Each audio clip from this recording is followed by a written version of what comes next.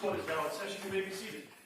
Good morning, Your Honor. May I proceed? Yes, please. Your Honor, before the court today, we have a matter of Commonwealth versus Lindsay Clancy. Ms. Clancy is present. She is represented by Attorney Kevin Reddington.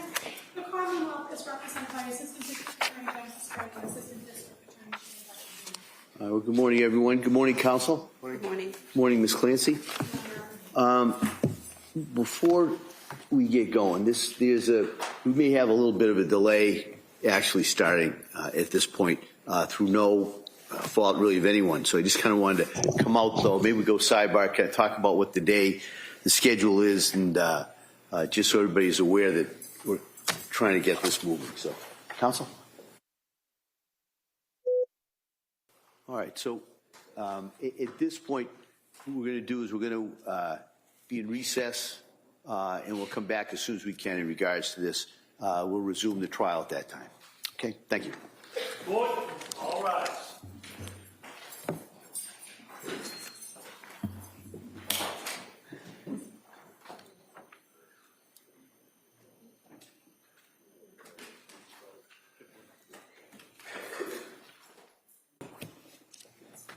Court is back in session. You may be seated. Your Honor, first, the representation of the matter of Commonwealth versus Lindsay Clancy. All parties are present, excluding the jury. All right. Counsel, we ready for the jury? Yes. All right.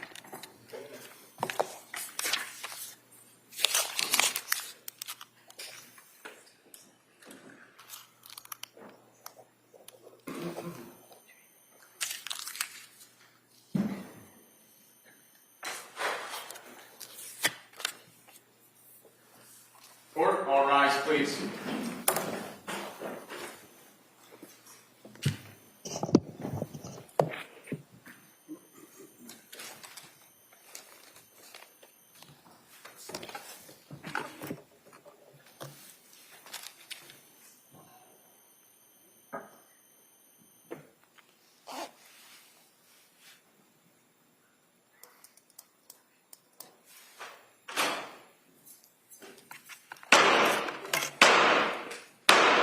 Hey. All persons having anything to do before the Honorable William Sullivan, Justice of the Superior Court, now sitting in Plymouth, within for the Commonwealth. Draw near, give your attendance, and you shall be heard. God save the Commonwealth of Massachusetts. This court is now in session. Please be seated. Good morning, Your Honor. May I proceed? Yes, please. Your Honor, before the court today, we have the continuation of the jury trial in the matter of Commonwealth versus Lindsay Clancy. Ms. Clancy is present. She is represented by Attorney Kevin Reddington, and the Commonwealth is represented by Assistant District Attorney Jennifer Sprague and Assistant District Attorney Shane Buckingham. All right. Thank you, Madam Clerk. Good morning, members of the jury. Nice to see all of you. I appreciate you being here. So what I'm going to do is we're going to go over the questions that you know are coming, and then what we'll do is we'll get right back into the case. So the first question, has any member of the jury read, seen, heard, or overheard anything from any source about any aspect of this case that would affect your ability to be fair and impartial? Next question, is there any other serious matter or concern bearing on your service as a juror in this case that anybody needs to bring to my attention? Again, thank you so much for following those instructions. And so what we're going to do now is we broke yesterday. There was a witness on the stand who was testifying on behalf of the defense. We're going to return to that witness at this point. And so if the witness could retake the stand at this time. Yeah.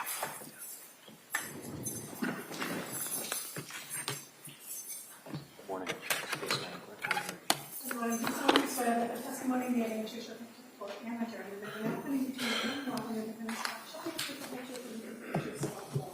I do. You may have to say. Good morning, Doctor. Good morning, Your Honor. All right, Attorney Reddington. Thank you, Judge.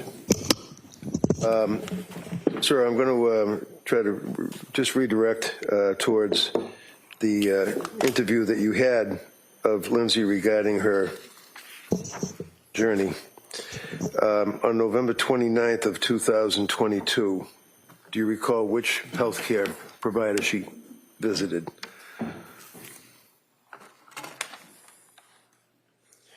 I believe that Ms. Clancy saw Ms. Gelada for treatment. That would be nurse practitioner Gelada? Yes.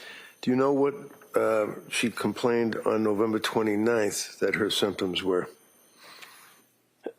She was having issues with unstable mood, depression, and psychotic symptoms of disassociation. Did she also, on that date, November 29th of 22, complain that she had what is referred to as a flattened affect? Yes, and that was also paired with derealization. And what does that mean? That an individual experiencing derealization doesn't feel things are real when they look around. They don't think that what they're seeing is in the reality that they're in. Now, at this time, towards the end of November into early December of 22, she was living in Duxbury, is that correct? That's correct. And she's living with her husband and her three young children, correct? Yes. And was the husband working? Yes. Where was he working? Pardon me, Attorney Redding? Where was he working? He was working for Microsoft, but in a home office that was in the basement of the house. And she's obviously taking care of Callan the infant and Dawson and, Cora. Yes.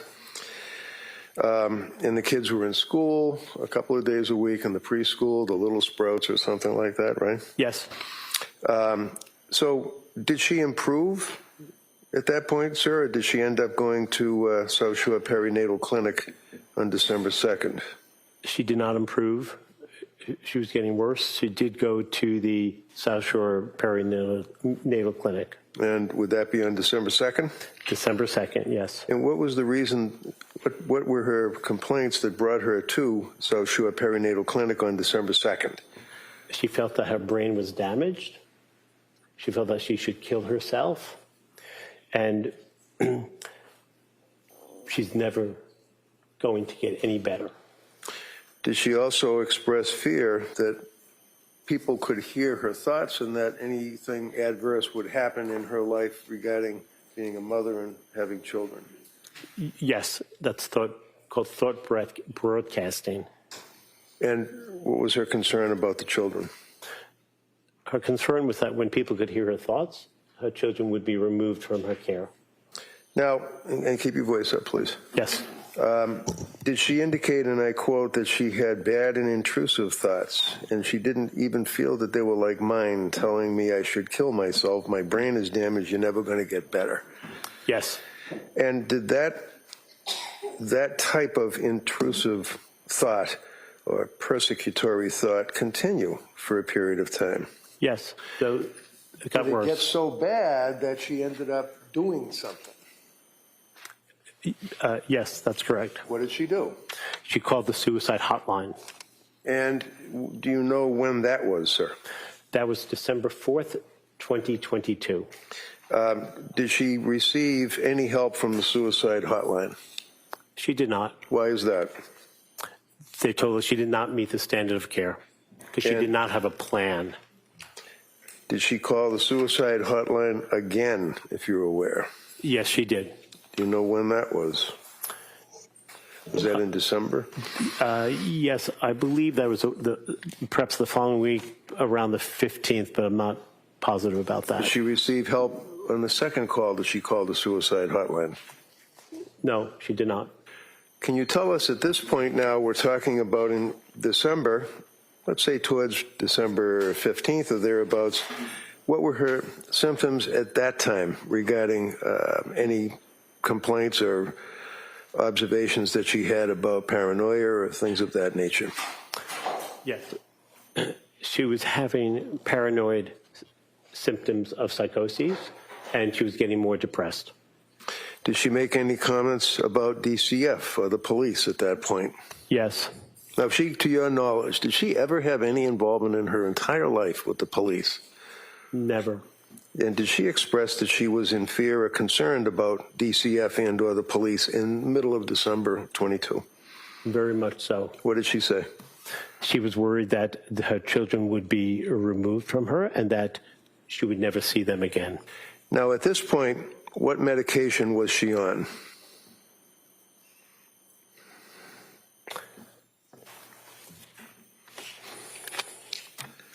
First paragraph, page 9. She started to take, at that point, Seroquel, Remeron, and Klonopin. Did she make any complaints at that point about the effect, if any, of Yeah. medications? Yes. What did she say? She said she felt like a zombie. Did she present with any particular medical observation that you refer to? I'm not sure I understand your question. Well, Attorney. paragraph 1 on page 9, you indicate she presented with anhedonia. Yeah. What does that mean? Anhedonia is a word that means without pleasure. When someone has anhedonia, they cannot enjoy life, they don't laugh, they have no pleasure. Continuing on into December, what was her status of her condition of depression and symptoms of paranoia and intrusive thoughts, et cetera, that we've talked about? It continued unabated. On December 15th of 22, right before the holidays, did she go somewhere? Yes, she did. Where'd she go? She went to the clinic in Rhode Island, Parents and Women's Clinic, partial day hospitalization program. And she didn't get any help there either, right? That's correct. Did she go at some point around that same time frame to Mass General Hospital? Yes, she did. Now, you knew that she worked at Mass General Hospital for 9 years, right? That's correct, in labor and delivery. She wasn't there visiting friends, right? That's correct. Why was she there? She was there in the emergency room to seek help. Did she get help on that day? She did not. So after going to the MGH ER, at some point in December 30th, what did she do? She went back to the emergency room at Mass General. Now, for example, on December 15th, did Pat Clancy, her husband, get involved with her medical treatment? Yes. And do the medical records indicate that he did something with her? Yes, he brought her to the partial hospitalization program in Rhode Island. Did he also bring her to the Mass General Hospital ER? Yes, he did. Did he also bring her to see the doctor or the nurse practitioner, Gelater, and complain about the medication? Yes. So December 30th, or 31st of 2022, she was admitted voluntarily to McLean, right? That's correct, yes. How long was she there for? She was there till the 5th. She was discharged January 5th, 2023. Was that a voluntary discharge? They cleared her as well to be discharged? Yes. That was not what is referred to as AMA, or against medical advice, right? Yes. Yes, what? Yes, it's not AMA. It's not against medical advice. She was following hospital guidelines. She was discharged accordingly. And she wanted to go to her daughter's some function? She wanted to go to her daughter Cora's birthday party, which was held on the 7th of January. Now, at this point, what was her status? Was she weaned off of medication, or on her way to being weaned off of medication when she got out of McLean? I believe so, yes. She was being tapered down on her medication. And what was the medication that she was tapered down on? I believe it was Seroquel and Klonopin. Did her intrusive thoughts and the paranoia, did that abate? Did that stop? It did not.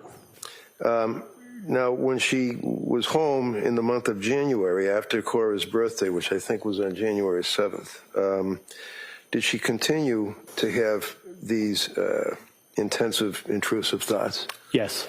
Can you tell us, when we say intrusive thoughts, is she referring to intrusive thoughts like you might think of something coming up next week that's bothersome, or is this a indication, in your opinion, to a reasonable degree, of medical certainty as to what she was experiencing at that point in January of 2023? She wasn't just having everyday thoughts that we all have, reminding ourselves to do something, which we make note of, and then we move on. Intrusive thoughts are unrelenting. They don't stop. They're what we call ego dystonic. You don't want them. They keep interfering with your ability to get through the day. Did she have, at this point, intrusive thoughts continuing regarding voices in her head that she heard constantly? Yes. What were these voices saying to her? They were getting worse, and they were telling her to kill herself. And as January continued, she was, to your knowledge, using her computer to look up drugs and interactions and side effects and things of that nature? Yes. If a person is in a psychosis, or as I think you said premorbidly, psychosis, are they able to do things like look up things on a computer? Yes. And you aware that she actually at one point looked up, can you cure, I think a sociopath or a psychopath or something like that? It was sociopath, yes. She Is that indicative of her feeling that she is a homicidal maniac and has to have some help, or is that in the same time frame that she was Googling all of the effects of medications on a human being? Is it an objection? Yes. Yeah, sustained. So during the period that she was Googling, well, let me ask you, what was she Googling? Googling words about sociopaths, sociopathy. Can you treat a sociopath? What are hallucinations? What else?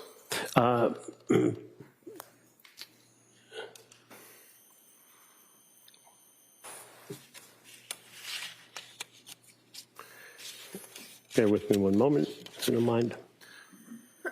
Well, you had a chance. Did you look at the Google searches that she had Yes. done that's in evidence and the jurors were able to look at it? Yes. Did she continue to Google the effects of medication, psychosis, numbness, heaviness, unable to, things like that? Yes. All things that are related to the way And if she a was person feeling. is in a psychotic state, are they able to continue to Google and use a computer to look things up? Yes. They're able to use a phone? Yes. People who are in that state can do things that they've done before. New tasks may be difficult, like changing the tire, but if you looked up things on the internet, you can look them up again. If you drove a car, you can drive a car. Now, the morning of January 24th, I believe she went somewhere. Is that right? Yes. Where'd she go?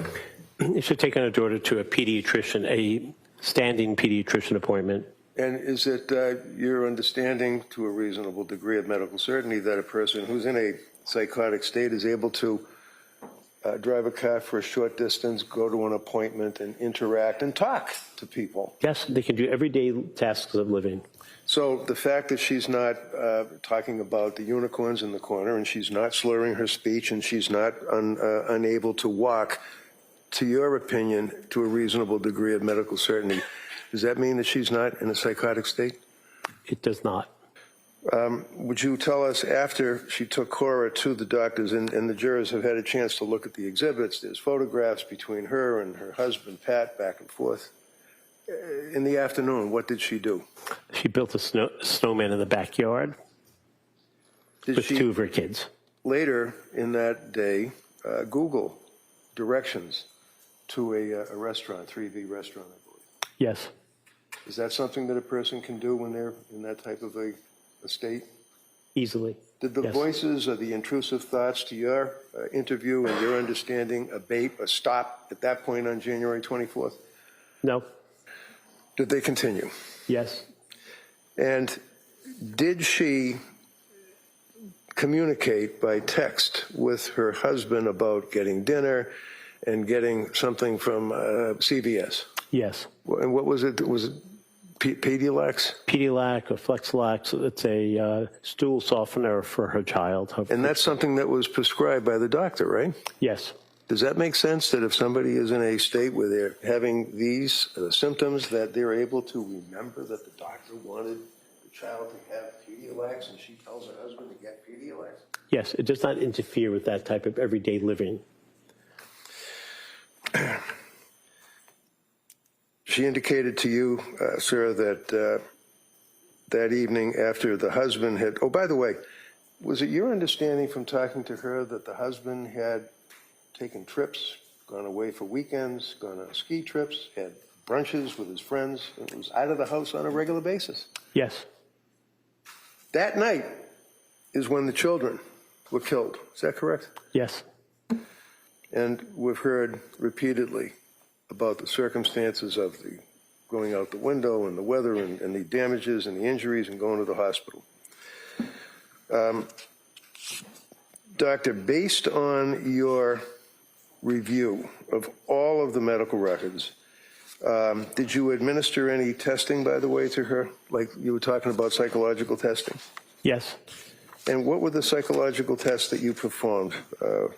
Initially, I did a mini mental status exam, MMSE. It's just a common test Wait a about minute. orientation. I'm sorry, I didn't understand that. NSE? What is that? MMSE, mini mental status examination. Very common test. Okay. Demonstrating whether someone has a field of knowledge, who's the president, what direction should travel, and basic things like where are you, what day is today, who are you? And then I did another test as well. What other test was that, sir? That's the HARE psychopathy checklist, HARE. What does that do? That's a measure of antisocial personality disorder. And do you have an opinion to a reasonable degree of medical certainty based upon the scale that you used to assess whether or not Lindsay Clancy had anti-personality disorder? Yes. What was the result? The result is that she does not have any type of antisocial personality disorder, also known as sociopathy. In addition to reviewing the medical records and testing and meeting with her, did you also interview third parties? Yes. Is that referred to in the psychology as collateral contacts? Yes. And you reviewed and interviewed a number of people in her family or friends or people in her social circle, is that correct? Yes. Can you tell the jurors, sir, to a reasonable degree? Well, let me ask you this.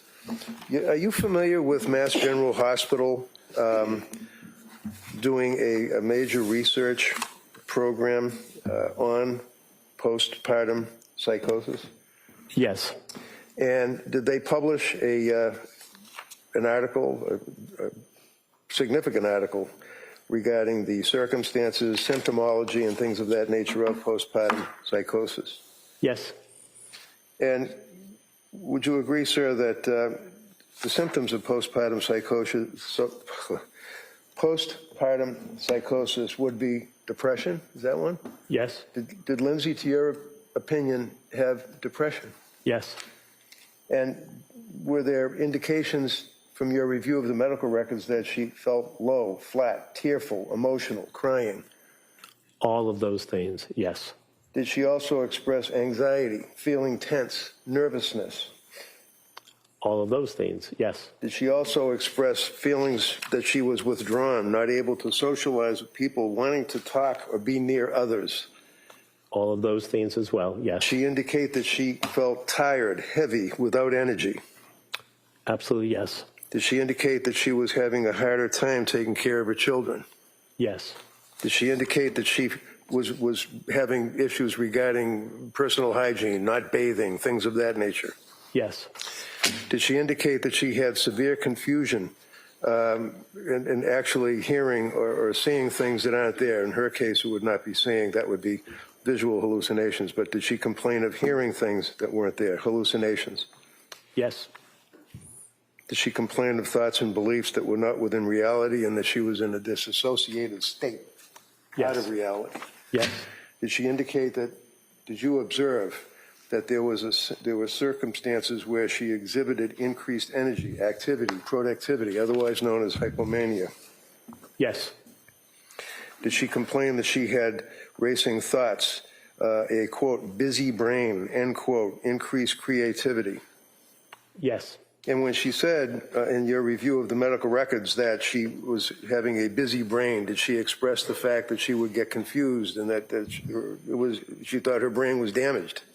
Yes, that's correct. Was she restless and agitated, unable to keep still, Yes. unable to sleep? Yes, extremely unable to sleep.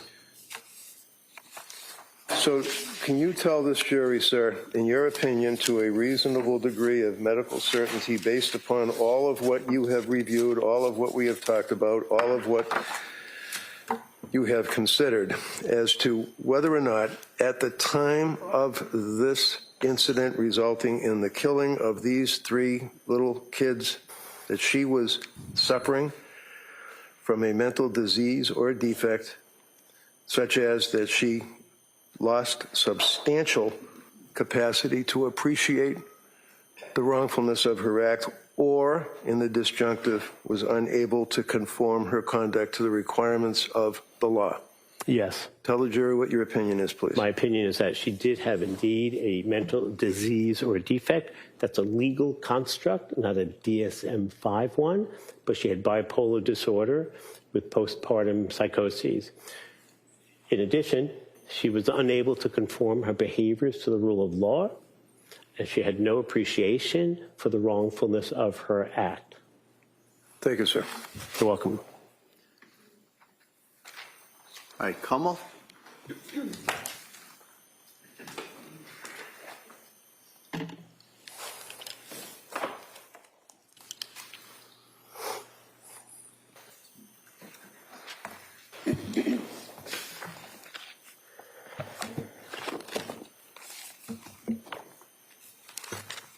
Good morning, sir. Good morning.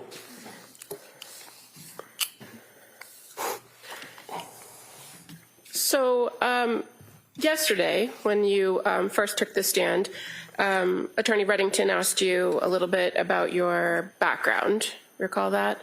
Yes. And you, in this field of being a psychologist and a forensic psychologist, you circulate a curriculum vitae where all that is outlined, right? Yes. And fair to say, you testified yesterday, and on your curriculum vitae, you speak briefly about the fact that you have previously testified for the Commonwealth, you said, as well as for the defense, correct? Yes. You referred to defendants and respondents, right? Yes.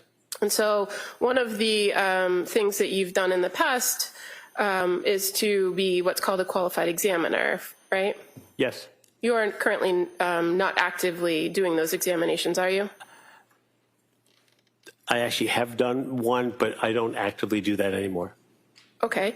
And so in those respects, is that when you say you testify for the Commonwealth, is that primarily the work that you would do where you say you testify for the Commonwealth?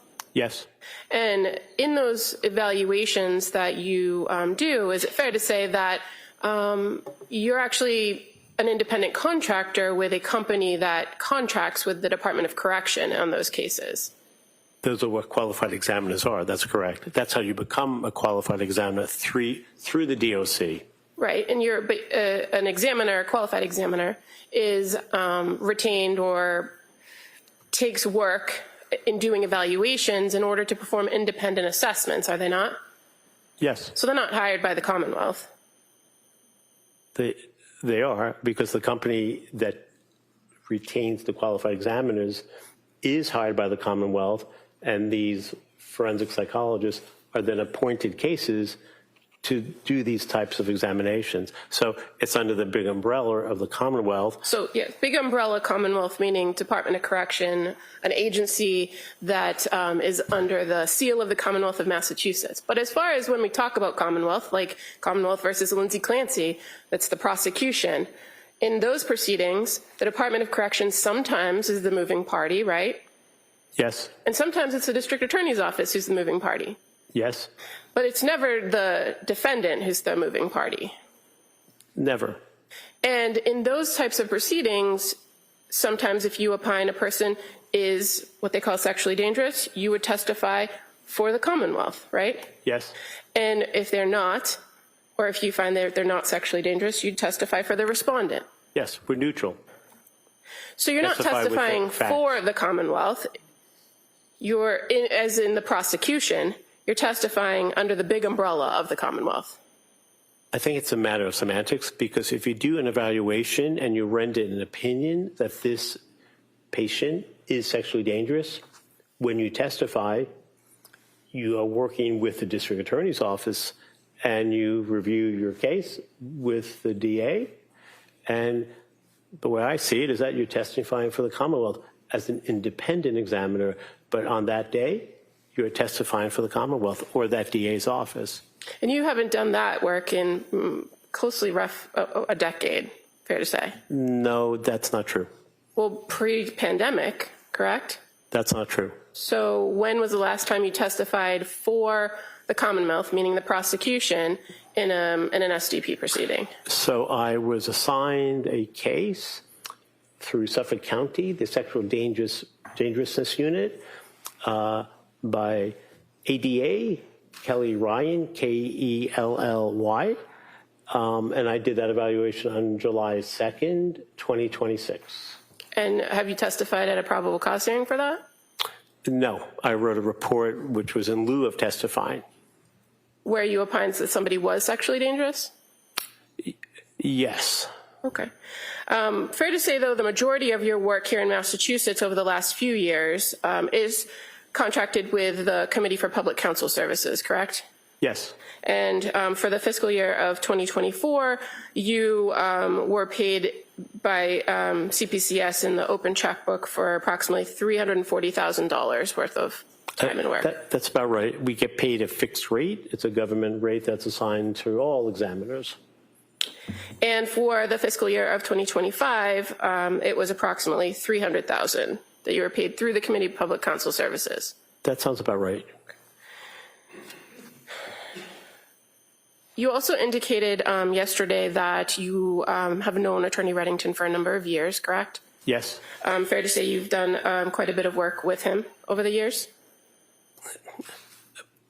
That's an expansive term, but I work with him. It just requires a yes or a no. Yes. And you've also testified that you have your doctorate in clinical psychology, right? Yes. And you testified yesterday, or you told us a lot about your military experience, but as you sit here today, you are not a prescriber of medications here in the Commonwealth, are you? I am not. You and don't I was not yesterday either when I was asked about that.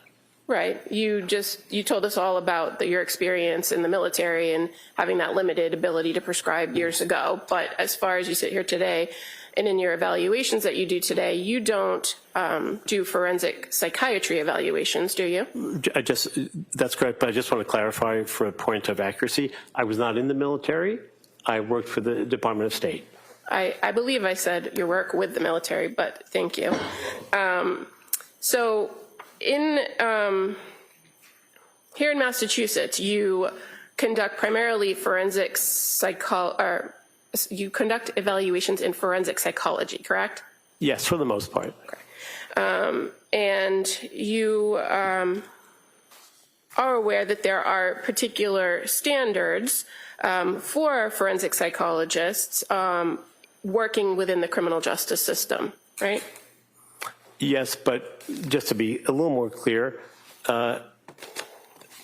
forensic psychologists such as myself also work for police departments doing evaluations for fitness for duty.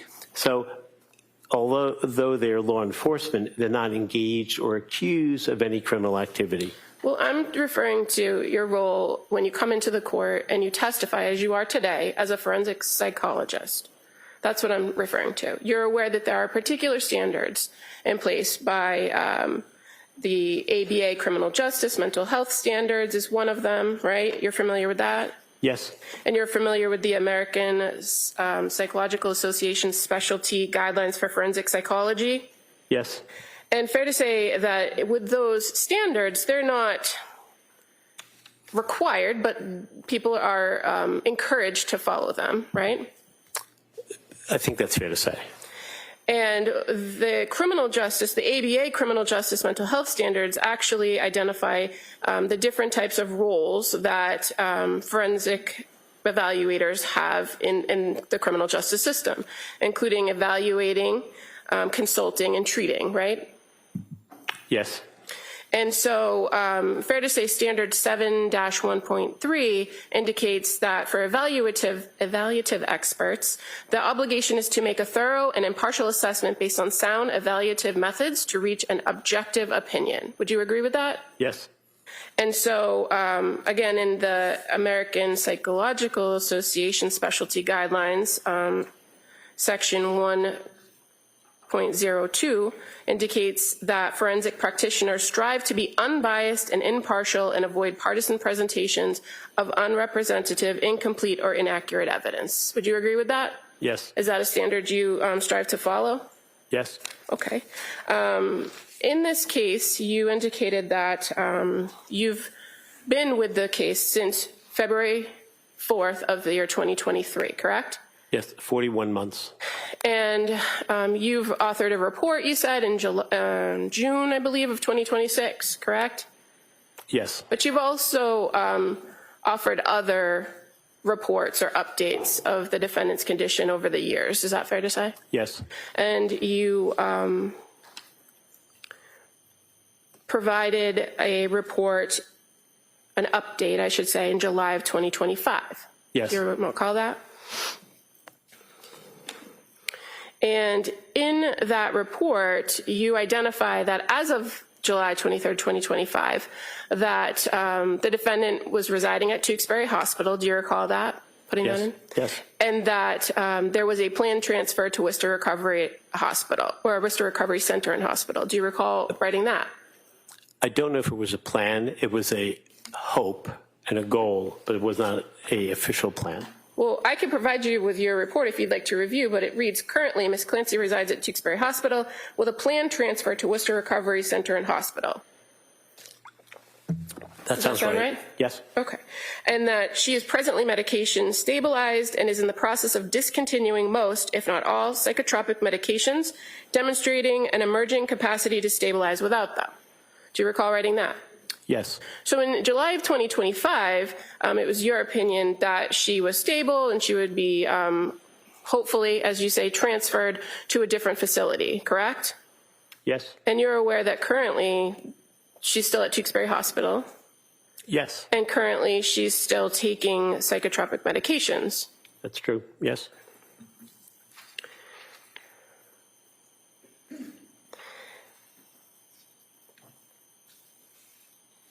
I think you also write in that report, I'll strike that.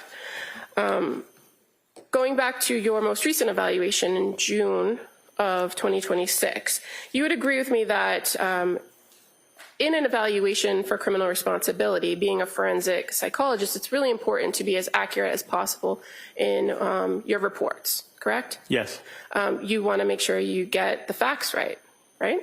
Yes. Because your evaluation is not just based on what you learn from the individual you're evaluating, but also an independent review, an unbiased review of the records of the facts. Is that fair to say?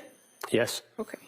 So in your report, you indicate that the period of evaluation that you had with this individual is approximately 45 hours. Do you recall writing that and testifying about that yesterday?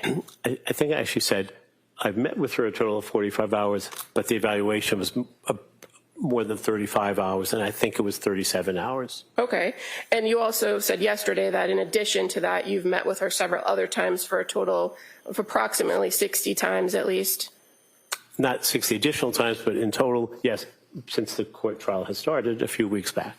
Okay. Is that typical for you to spend 35 hours with a person that you're evaluating? It does happen, but it's not typical. You also indicated yesterday that one of how you became involved in this case is Attorney Reddington called you and asked you to go check on the, I think you said, mental well-being. Is that what your Mental health or mental well-being at the time of her admittance to Brigham and Women's Hospital, which was roughly late January 2023. And your first time there was February 4th, correct? Yes. Were you examining her as a potential patient at that point? I was examining her as a colleague and friend of Attorney Reddington to see how she was faring. There was no predetermined notion whether I would be interested or willing or even offered the opportunity to take the case. I was just going to meet with her, given the fact that she was in a bed in ICU, locked to the bed frame, and no one was able to visit her. So you went in to visit her? Yes. And when you went in to visit her, you indicated that she had recently been extubated in your testimony yesterday. You're aware from the review of the records that she was extubated on January 28th. Yes. So the difference between January 28th and February 4th, I didn't know the date at that time, but I knew she was able to breathe on her own and express And you're aware, verbal language, yes, expressive language.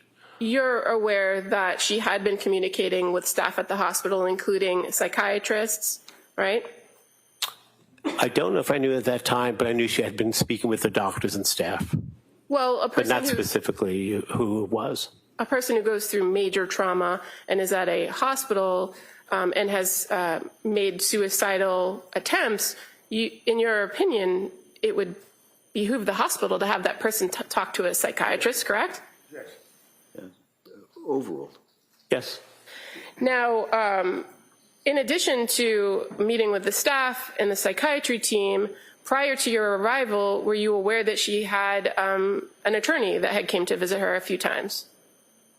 Not Mr. Reddington, but a different attorney. Yes, I don't know how many times, but I am aware that there was an attorney, Gelb, who was somehow involved in the case. Okay, so there was somebody that came in to see her prior to you coming in to see her. Yes. Now, you testified yesterday that you performed a mental status exam that day on February 4th. Do you recall that? I do. Where in your report or the previous report from July or your June report do you outline the results of your mental status exam? There is none, because if someone's not capable of just explaining who they are, where they are, and if they're clear of mentation and thinking, then I'll meet with them. But if they're not, I won't. So it's a sine qua non. You do that just to make sure you can keep meeting with them and that they are able to understand what you're talking about. Standard practice. But you indicated yesterday that she did know who she was, right? Yes. She didn't know where she was. Yes. But I believe your testimony was that she did remember what happened, but she was foggy as to what happened. Yes, that's correct. And she actually, according to your testimony yesterday, asked you for your phone or to access your phone to make a phone call. Is that correct? Yes. So she was able to communicate with you. Yes. She asked you for something and you clearly understood what she was asking for. Yes. And you indicated that she asked to call her husband, right? Yes. Had you spoken with her husband before that time? I did not speak with him at that time. I didn't know him, and I had not spoken to him prior to that time. So how'd you get the phone number to call him? I did not have the phone number to call. So she provided you with a phone number to dial so that she could call him on speakerphone, right? Yes. And she remembered the number? Yes. And so you indicated on that day, on February 4th, that she left a voicemail, right? Yes. So in that voicemail message, were you able to identify that it was Patrick Clancy's phone? Did it say, hey, this is Pat, leave a message, or something to that effect? I don't remember the salutation from the voice recording, but there was no evidence that it was not Patrick Clancy. And as far as her confidence in the number, she gave it to you with no issue, did she not? That's correct. She didn't have her own cell phone to refer to, did she? That's correct. Or a pad of paper where all the numbers were written down? She didn't? You indicated that she left a message. Do you recall what the message was? She expressed her love for him, wanted to know how he was doing, and that was pretty much it. And again, you said that you didn't write down what the mental status exam was, but the fact that she was able to relay that message, was it clear and coherent, what she was saying? Yes, mental status exams are multiple levels. Different things are asked. If you don't know where you are, it doesn't mean you can't have a conversation with someone. And she was able to have a conversation with you that day? Yes. Now, you said you went back on February 6th and met with her again, correct? Yes. And you guys made another attempt at calling Patrick. Yes. Again, did you remember the number? No. Did you have it stored in your phone? No. Did she provide you his phone number to call? Well, it was in my phone. I could just look it up in my phone. I didn't write it down. I didn't enter his name. Either she gave it to me again, or I just looked it up from 2 days prior. But you don't recall, as you sit here today, which it was, do you? No. And you didn't write a report about that interaction, did you? I did not. So in the second phone call, you were able to actually hear that she was talking with Patrick on the other end, right? Yes. And at that time, when you were now second time meeting with her and having this phone call, were you aware that she had already changed her healthcare proxy from Patrick to her parents? I did not know that.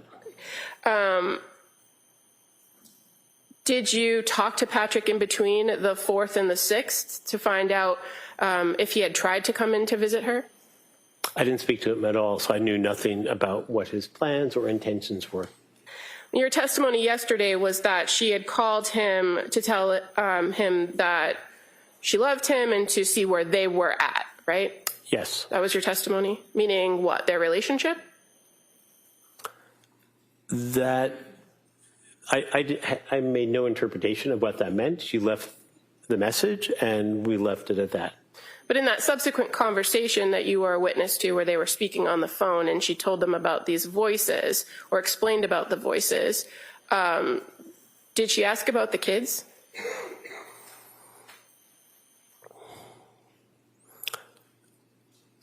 She did not, as I recall.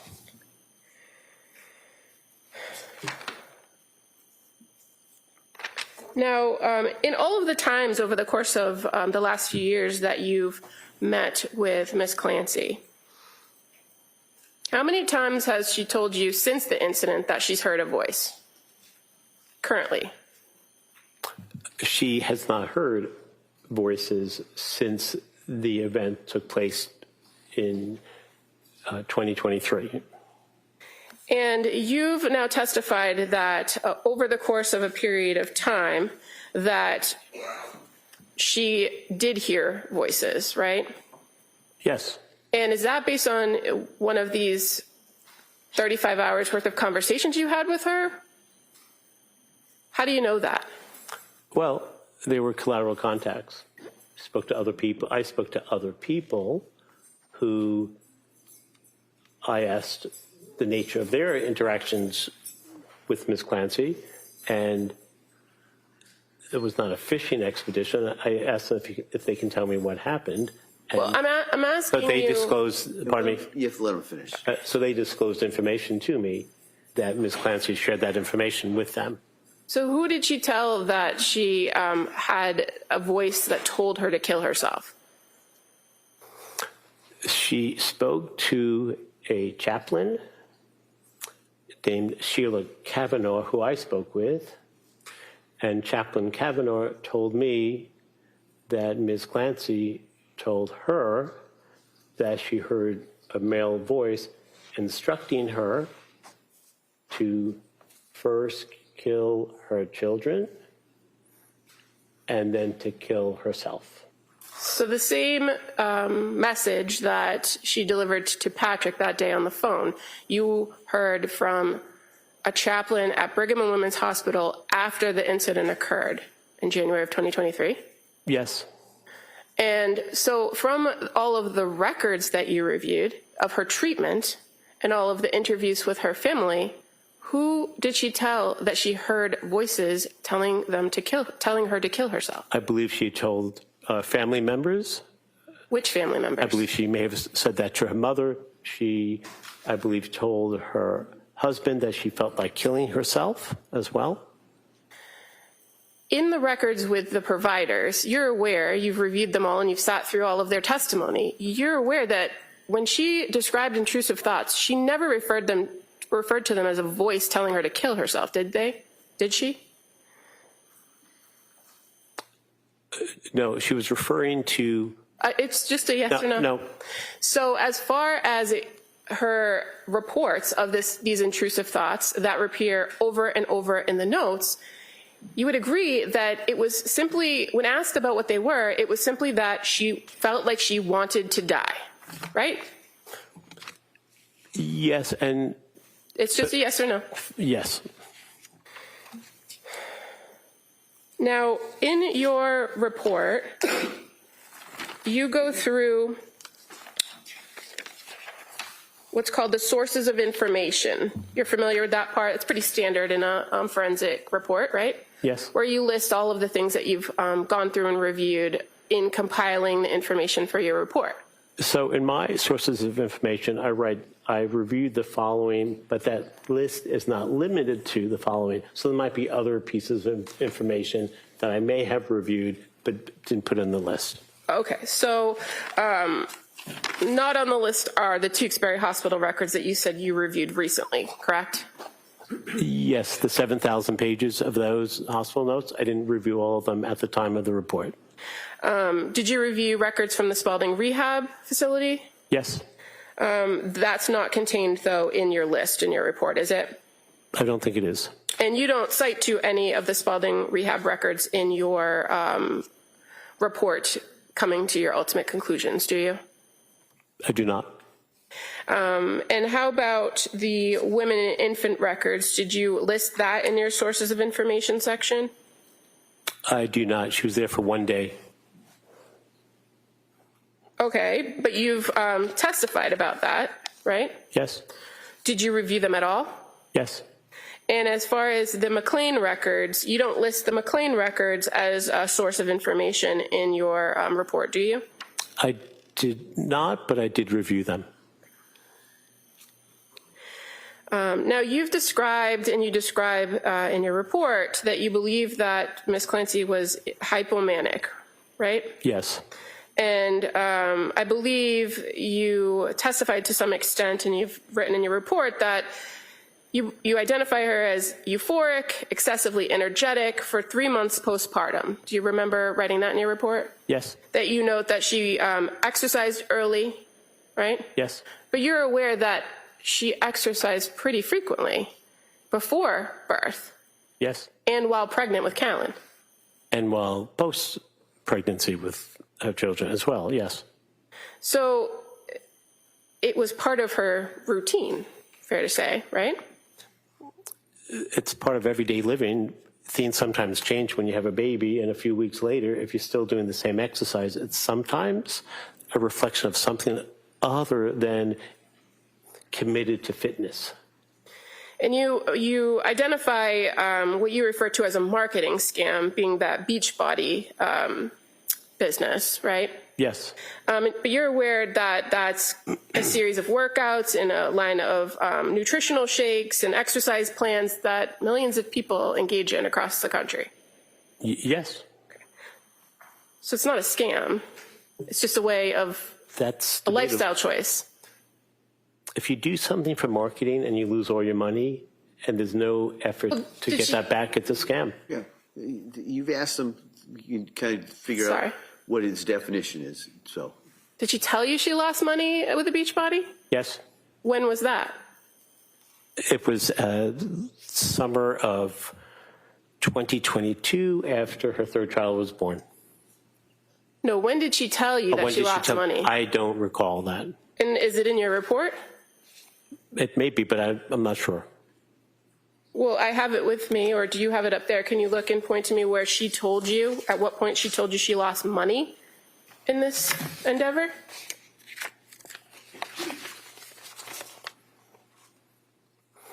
I don't know where it is. If it's here, it didn't seem relevant whether she lost money in a scam after her child was born. Well, In terms of the big picture of what we're here for today. You've described it as a scam because you said she lost money. So wouldn't it be important to know if she actually lost money? I don't really think so. Okay. You also identify the 5-mile race that she completed. Was it a 5-mile race or a 5K race? Well, I wasn't sure which it was. I was told initially it was a 5-mile race. After my report was submitted, it may have been, with reflection, a 5K race. And you've sat in the courtroom each and every day of this trial, so you've heard all the testimony about the evidence, right? Actually, I've not been here every day, but I've been here most days, yes. You're also aware that prior to the kids being born, that she considered herself a runner. Yes. right? She had a treadmill at her house. She went to the gym and used the treadmill. She ran other races. Yes. Now, in your report, you indicate that part of the timeline of her medication and her decline is the September time period where she was prescribed the Zoloft, right? Yes. And you indicate that she had reported, and it's reflected in the records, that she increased the Zoloft, and that's when she couldn't sleep for 48 hours straight, right? Yes. And you're aware of what the instructions were, having reviewed everything in this case, what the pill bottle said as far as the plan for the Zoloft? I'm not sure specifically the incremental plan to go from 25 milligrams to 50 milligrams of Zoloft.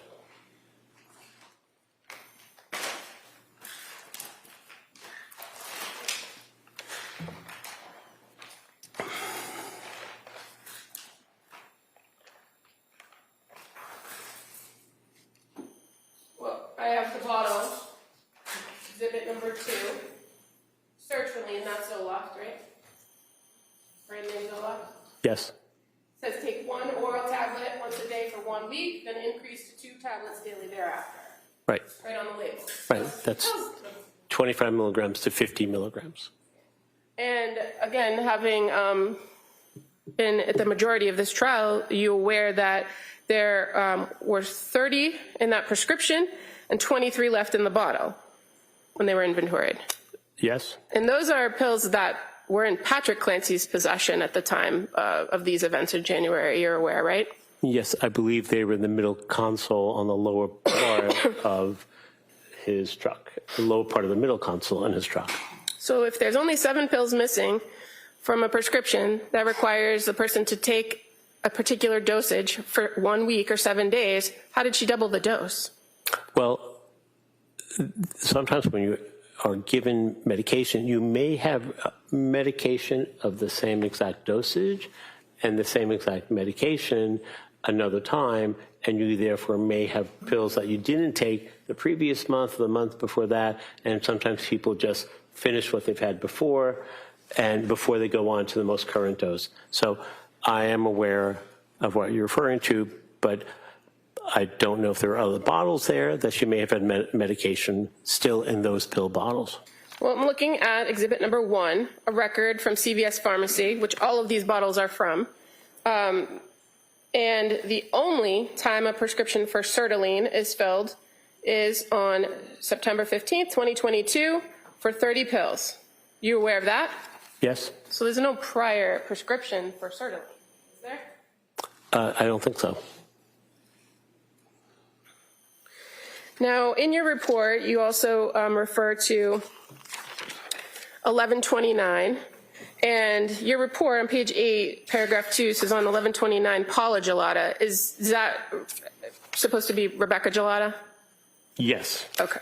So it also says that she prescribed Seroquel to treat Ms. Clancy's anxiety, depressed and unstable mood, and psychotic symptoms of disassociation and derealization.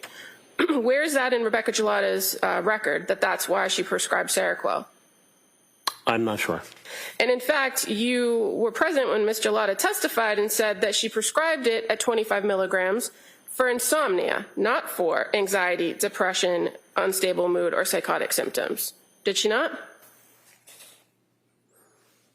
It's used off-label. It's sometimes medications are made for many things. Sometimes they're used off-label, not for what they're prescribed for. So that's a medication that is used for sleeping, although it's an antipsychotic. But you're aware from reviewing the records and hearing testimony that that initial prescription was for a 25 milligram dose, correct? Yes. I know you're not a prescriber, but you're aware that a dose for treatment of bipolar is significantly higher than 25 milligrams. Yes.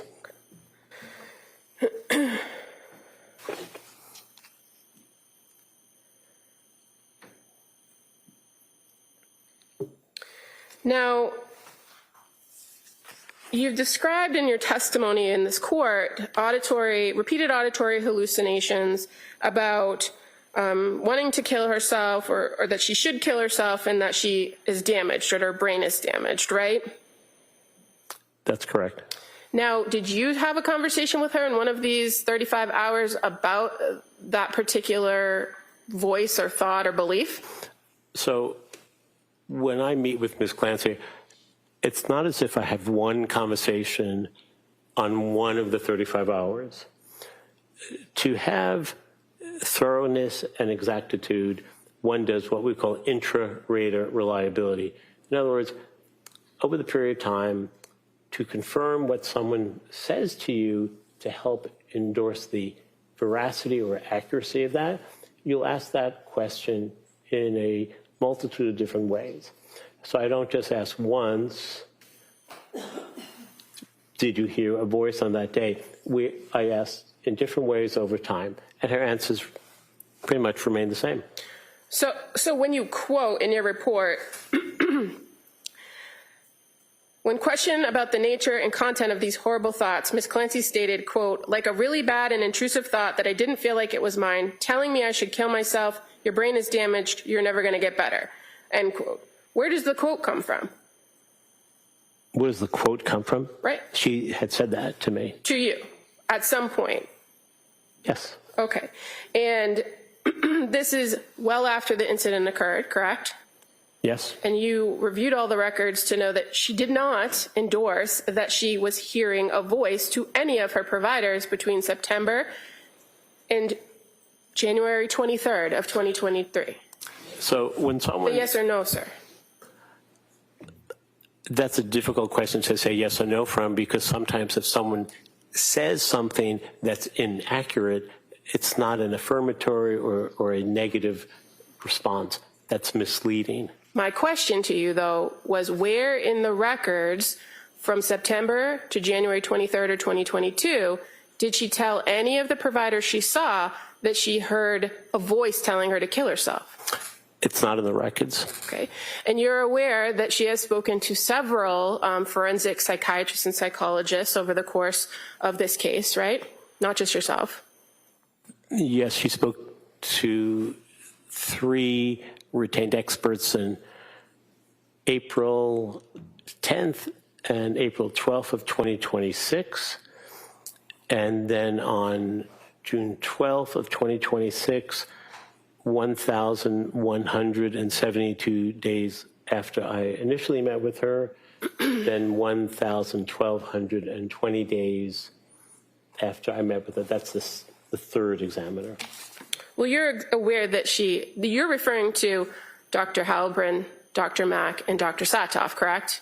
Correct. But you're aware that she also spoke with Dr. Resnick and Dr. Spinelli well before that.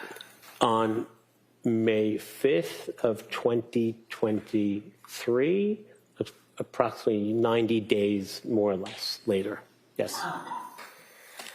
And you're also aware, sir, that she never told Dr. Resnick in a recorded interview, nor Dr. Halbrin, Dr. Mack, or Dr. Satoff that she heard. Sustained. Your testimony is that she told you that she heard this voice. Fair to say she identified to you that it was her own voice that she heard, correct? That's not correct. So she told you that she heard a male's voice? That's correct. When? On the night of the incident, January 24th, 2023. No, I'm referring to the fact that you've now testified that she heard this, as you call it, a persistent what's the word you use? Persecutorial voice over the course of time? Was that your testimony? So you're referring to the ongoing negative voices or intrusive thoughts that she was hearing, right? Where she felt, in fact, other people could hear those voices, thought broadcasting. So there are multiple layers here of hearing intrusive thoughts. So, hearing voices so loud that she believed other people could hear her. Those are 2 separate phenomena, if you will. In those voices that you are saying she told you she heard about wanting to die or to kill herself or her brain was damaged, prior to January 24th of 2023? Did she say it was her own voice she could hear? It was her own thoughts? She did not identify whose voice it was. Fair to say the only time she specifically said she heard a male voice was when she recounts the events on January 24th of 2023. Yes, that's accurate.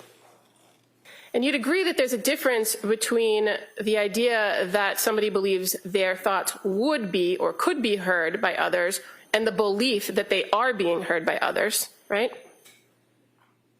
Yes, it's a matter of semantics, and it's a level of degreeism. Believing and knowing, two totally separate things. And believing, having a fixed belief like that, would be a delusion, right? That's correct. A delusion is a fixed false belief that is unshakable and not something you get rid of either through your own efforts to tell the voice to go away or other people saying, just, for example, try to stop thinking about it. And the idea that she believed that something was wrong with her brain, or that if people could know what was happening, that the police might get involved, that is something that could happen if somebody articulates those things, right? Absolutely. It's common sense.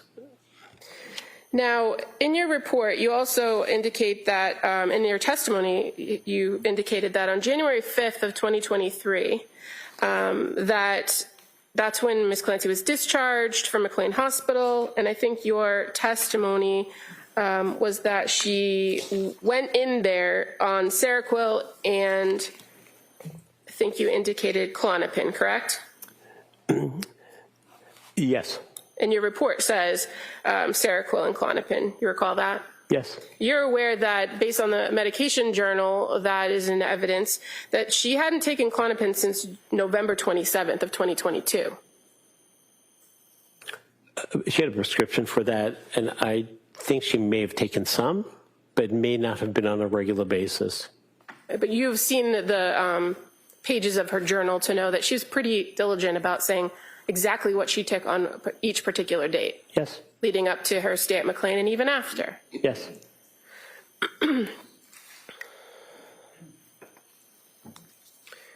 Now, kind of sticking with these medications for a second, you have testified, I think this was yesterday, you testified that you were familiar that after Dawson's birth that she had sought some medication, correct? Yes. And I believe you testified yesterday that she was on trazodone, but in fact, she was prescribed Zoloft after Dawson Yes. and reported she did never take it, That's right? correct. So after my testimony, I reviewed that, and I confabulated the trazodone with another medication, the Zoloft. And again, you've talked a lot about that the medications that she was taking, the different medications, didn't provide her with any sort of relief. So it's important to know the different medications she was taking and what the reactions were, right? I don't know if I talked a lot about it. I was asked questions. I answered them honestly. They didn't provide relief. I would agree with that. And that was the whole point of her seeking help. And her history, whether it be medication history, a social history, a family history, those are all important things overall for you to look at and examine when coming to ultimate conclusions, right? For everyone, yes, of course. So it's important to be accurate when you're recalling or reporting that information. As much as possible as one can be, yes, that's true. And as far as the medication goes, I think you testified yesterday that she also took medication in nursing school, correct? Yes, she did. And having met with her as many times as you did and reviewing all these records, you're aware that those were in fact Prozac, Wellbutrin, and Propanol that she took in nursing school. That's correct. That was for her what's called glossophobia, GOLLOSPHOBIA. It's fear of public speaking. Most common fear for Americans. 85% of Americans have public speaking phobia. Pretty commonplace. But yes, those are the medications she took while she was in nursing school to go through the program. But that's not what you testified to yesterday. I think I mentioned only one or two medications. She had taken 3. Okay.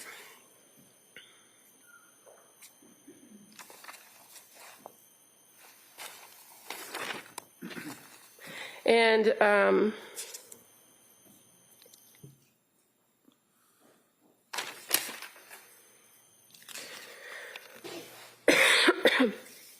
you also mentioned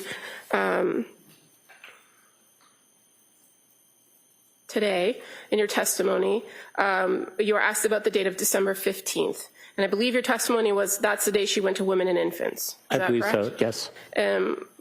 Would it, if I show you the record, is it fair to say she didn't go to Women and Infants on the 15th, but it was actually December 20th? Right. I believe she went to the Mass General Hospital ER on the 15th. And you said in your testimony today that at the Mass General ER, she did not get any help. Do you recall that testimony? She declined admission to the inpatient. She didn't want to do that. So, You didn't not get help. so Go ahead. thank you, Your Honor. We have something called the subjective baseline, the cognitive appraisal theme. Help is in the eye of the beholder. If she felt she didn't get help, that's how she felt. Well, sir, that wasn't the question. And your testimony was she went to the ER and did not get help. That was your testimony, not hers. Well, my testimony is based on my evaluation of her. This is what Ms. Clancy shared with me. Who am I to doubt what she believes or doesn't believe about the offer for treatment or help? It's her opinion. She chose to decline the bed at McLean on December 15th, did she not? Yes. And she then indicated to the Mass General Hospital that she was going to opt for an outpatient program at the Women and Infants, correct? Yes. That's what's in the records. Yes. And did she tell you that as well? Yes. And as it pertains to the Women and Infants, again, after you review the records, you're aware that a referral had been made to her well before her visit to the ER on the 15th for that same program. I believe so.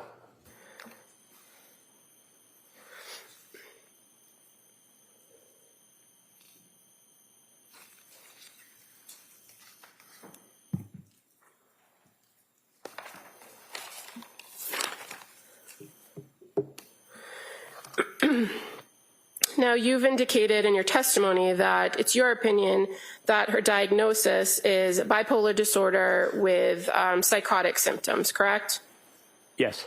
And fair to say, you've reviewed, prior to your report, you had reviewed Dr. Resnick's report. I'm not.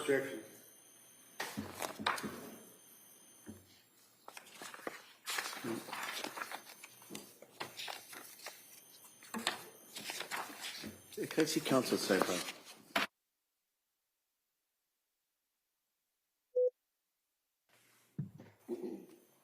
Go ahead, counsel.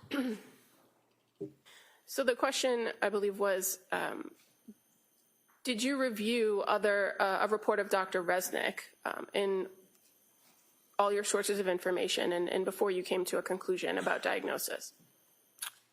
No, I did not. Well,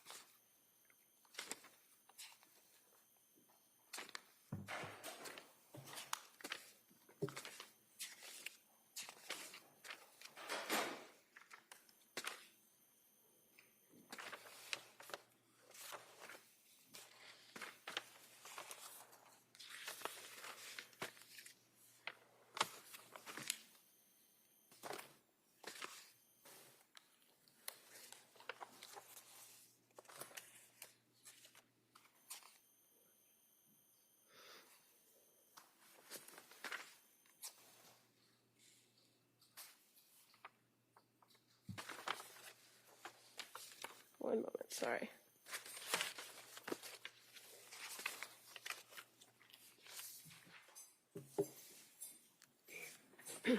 On page 4 of your report, where you... 1 second.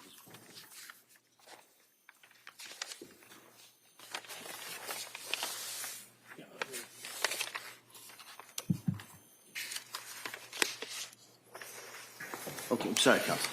On page 4 of your report, where you list the sources of information, you do identify as number 24, forensic psychiatric evaluation of Philip J. Resnick from 9/27/24, do you not?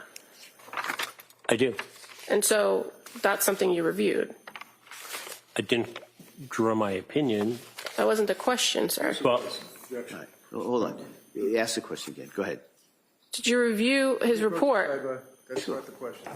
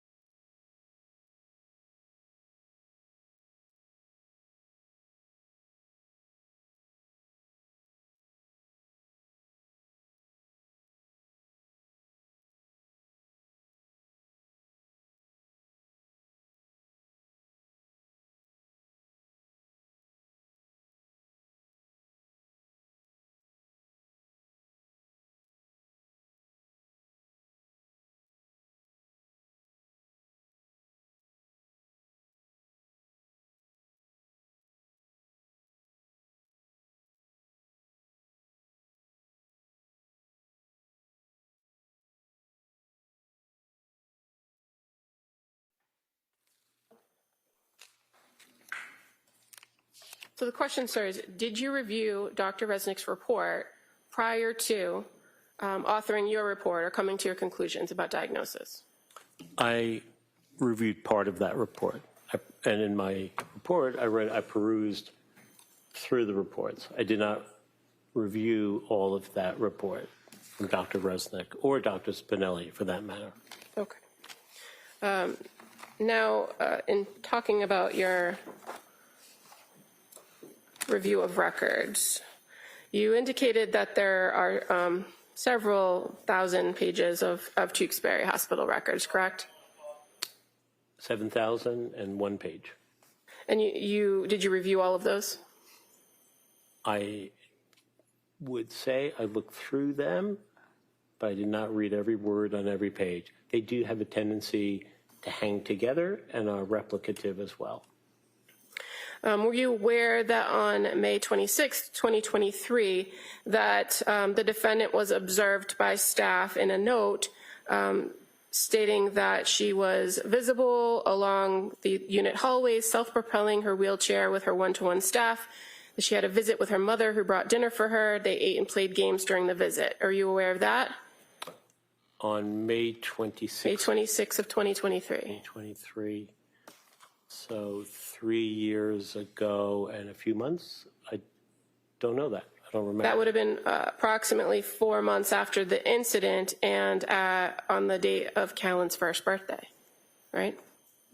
Yes, but you asked if I remember that event, and I don't. You don't, or you do? I don't remember that she was seen with her mother on that day who brought food, and she was seen using a wheelchair to travel down the hallway at the hospital. I don't remember. If I tell you that was read from page 176 of the Tewksbury Hospital records, would you agree with that? I would not doubt that. And on December 24th of 2023, were you aware that the defendant was observed at Tewksbury, monitored on one-to-one for safety, that she accepted medication, meals, and snacks, she spent time in the TV room or sitting outside her room, utilizing phone, and visited with family? Do you recall that, reading that note on page 613 of the Tewksbury records? Of 2023? Yes. Honestly, I don't. And that would have been Cora's birthday. Okay. But would you agree with me that if I read that from page 613 in the records, that that would be within that 7,001 page of the record? I would not doubt that. How about on January 24th, 2024, where she's observed in a note from Tewksbury State Hospital on page 674, saying, where the note reads, patient was visible in the milieu, engageable with both staff and select peers. Patient accepted select medications as her baseline. that she was pleasant during interactions, self-propelling in wheelchair in the halls, spending much of the morning and early afternoon in her room and hall on her electronics. Do you recall reading that record? Not specifically. And January 24th, 2024 would have been the year anniversary of the incident, correct? Yes. But if I read from page 674, you would agree with me that that's part of the Tewksbury record. Yes, I believe it's part of the record. And on May 26th of 2024, from page 922 of the Tewksbury record, patient monitored one-to-one for safety. She's been monitored for high suicide risks, accepted medication, says BFK and snacks. She spent some time in the TV room or sitting outside her room utilizing phone. Would you agree that that's a fair reading of page 922? I have no reason to doubt that. Okay. And that she's also observed on that same day, visible on the unit while utilizing her phone outside her room, was able to make her needs known appropriately. Patient was observed playing dominoes with peers in the TV room. That was later in the day on May 26, 2024, which would have been Callan's second birthday. I would believe that that record's probably accurate. I don't remember looking at that record specifically. How about on September 30th of 2024, page 1229 of the Tewksbury record, where it's noted that she was visible in the unit, attended startup/coffee group, assisted with she was assisted with ADLs as needed. She was in safe behavioral control for the duration of the shift. And that later it reads, patient visible in the hallways, seated in her wheelchair outside her bedroom, using her cell phone, pleasant upon approach, social with select peers. That would have been on September 30th, 2024, which would have been Dawson's 5th birthday. Do you recall reviewing that in the record? Not off the top of my head, but I have no reason to doubt that it's not an accurate record. December 24th, 2024, page 1442 of the Tewksbury records. It says the patient was visible on the unit utilizing her phone. Her parents were in to visit and they brought dinner with them. Patient accepted medications and fluids. Patient in good behavioral control, maintaining safety. No SIB noted or reported. What do you have reason to doubt that that's on page 1442 of the Tewksbury record? I have no reason to doubt that that's not an accurate reflection of what took place that day. And what's SIB? Self-injurious behavior. And so December 24th, 2024, that would have been Cora's 7th birthday, right? Yes. So January 24th, 2025, from page 1514 of the Tewksbury records, where it reads, inpatient treatment goal, to work on my mental health and to feel better. It says, she participated in morning ADL routine with staff assistance. Patient was visible on the milieu at times in the hallway utilizing her phone. No SIB has been reported this shift. Does that, do you have any reason to doubt that that's contained on page 1514? I have no reason to doubt that. And the further observations on that day were that the patient was visible on the unit. She was social with select staff and peers and also seen utilizing her phone. Her parents were in to visit and brought her dinner, and they brought dinner with them. That was, again, on January 24th, 2025, which would have been the second anniversary of this incident, correct? Yes. May 26, 2025, page 1782 of the Tewksbury records. It says,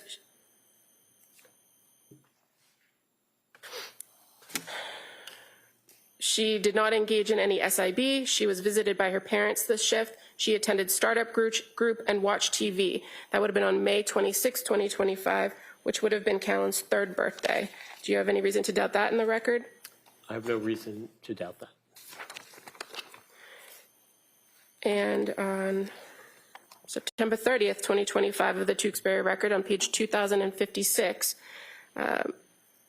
reads, patient was visible in the hallway using her phone. No SIB or behavioral issues observed or reported. Do you have any doubt? Do you have reason to doubt that that is an accurate read of page 2056? I have no reason to doubt that that's not accurate. And that would have been September 30th, which would have been Dawson's 6th birthday, right? Yes.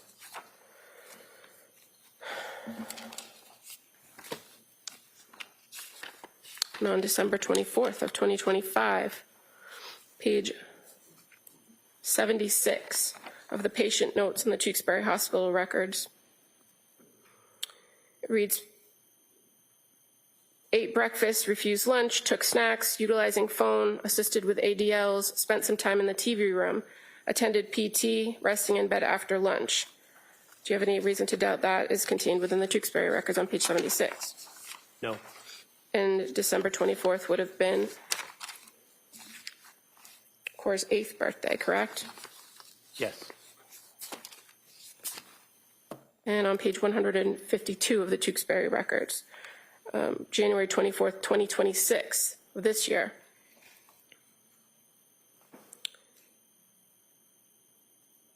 Patient observed for safety, assess mental status, encourage safe behavioral control, monitoring for abrupt behavior change and attempt to prevent escalation or self-harm, encourage patient to participate in groups. That on this particular day, she was also observed compliant with meds, ate breakfast, participated in coffee group, visible in the hallway utilizing her phone, later visited with parents, and had an early lunch. That was on January 24th of 2026. Do you have any reason to doubt that's within the records? No. And that she was later observed to not have any SIB or behavioral issues, again on January 24th, 2026. Do you have any reason to doubt that's contained within the Tewksbury records? No. No. And again, you reviewed or looked at some of them, but not every one of these. But these are already currently in evidence, correct? Yes. Your Honor, I would move to admit these excerpts as the next exhibit, please. Any objection? No problem. All right, that may be admitted.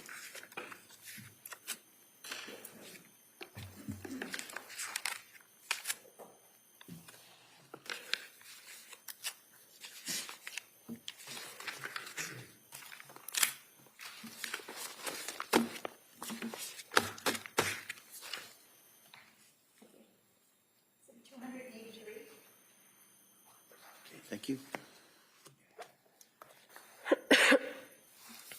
And Dr. Zeisel, as far as the records that I just read in, do you know if in those records it indicates that she slept well on all of those occasions? I wouldn't know. I don't know how. Well, you would agree that noting her sleeping habits based on this particular individual's history would be an important thing for the hospital to monitor, correct? I would agree with that.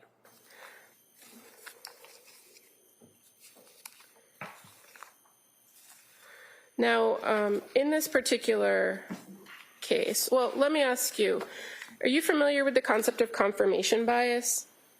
Of course. And fair to say it's pretty prevalent in most areas of science and forensic psychology and psychiatry, correct?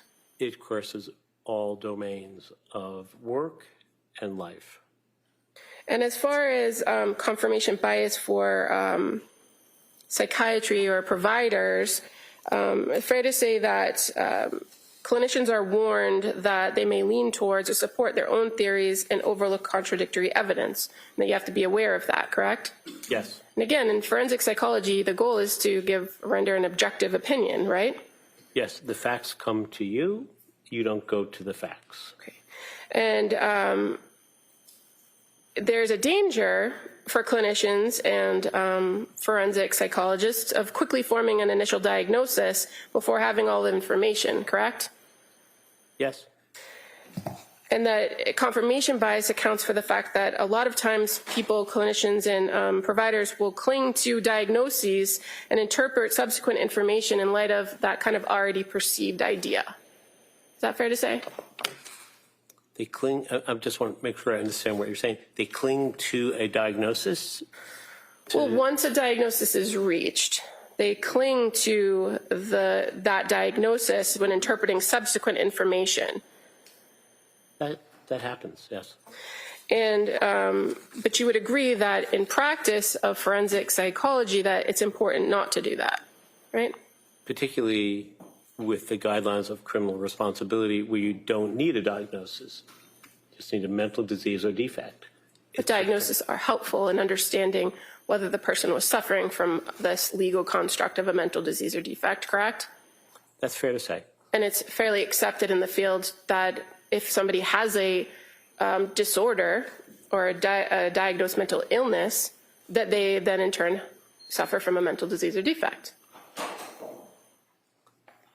Or could. Or could, because you can have a phobia. Doesn't mean you have a mental disease or defect. If you're afraid to jump out of airplanes, it doesn't make you ineffective and have a defect or a disease. So yes, it could. Can I ask you to keep your voice up? Yes, Your Honor. So it could, but it doesn't always have to. Thank you. Of course. And you're aware of the danger of this idea of confirmation bias of having multiple relationships and conflicts in this type of work, correct? Yes. And that's why it's important not to be treating somebody as a patient when you're also evaluating them for this type of legal issue, right? Of course, you cannot be the therapist and the examiner. The therapist is an advocate. The examiner looks for the truth. And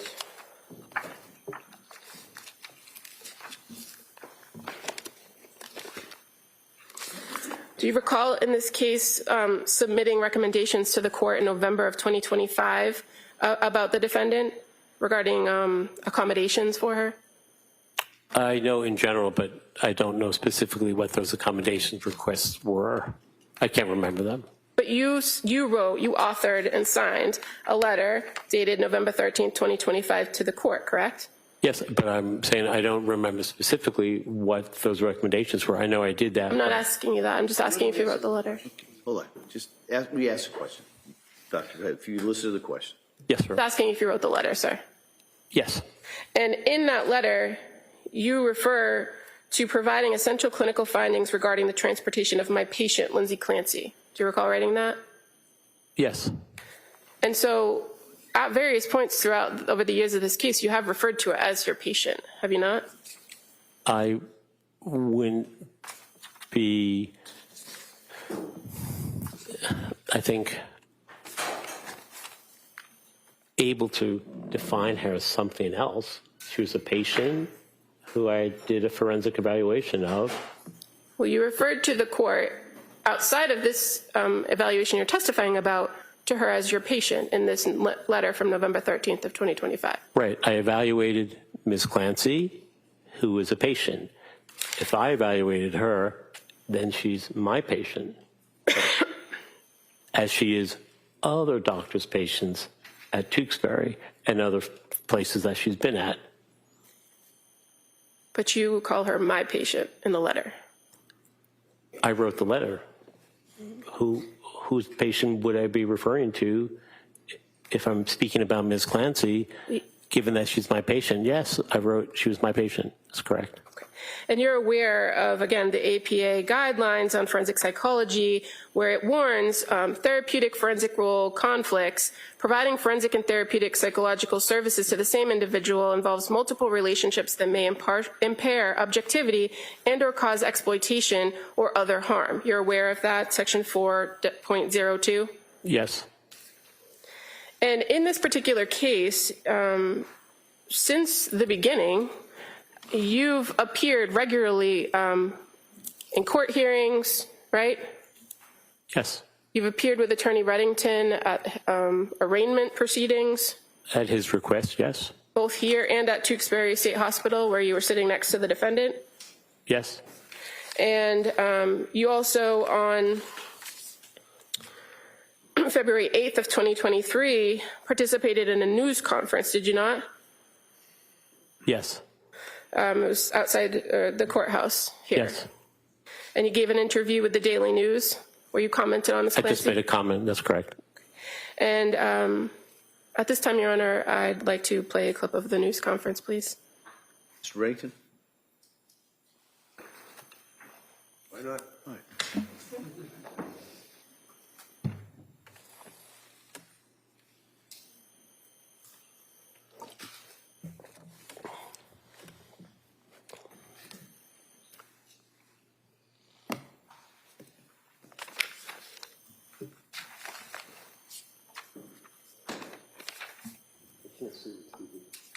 Thanks.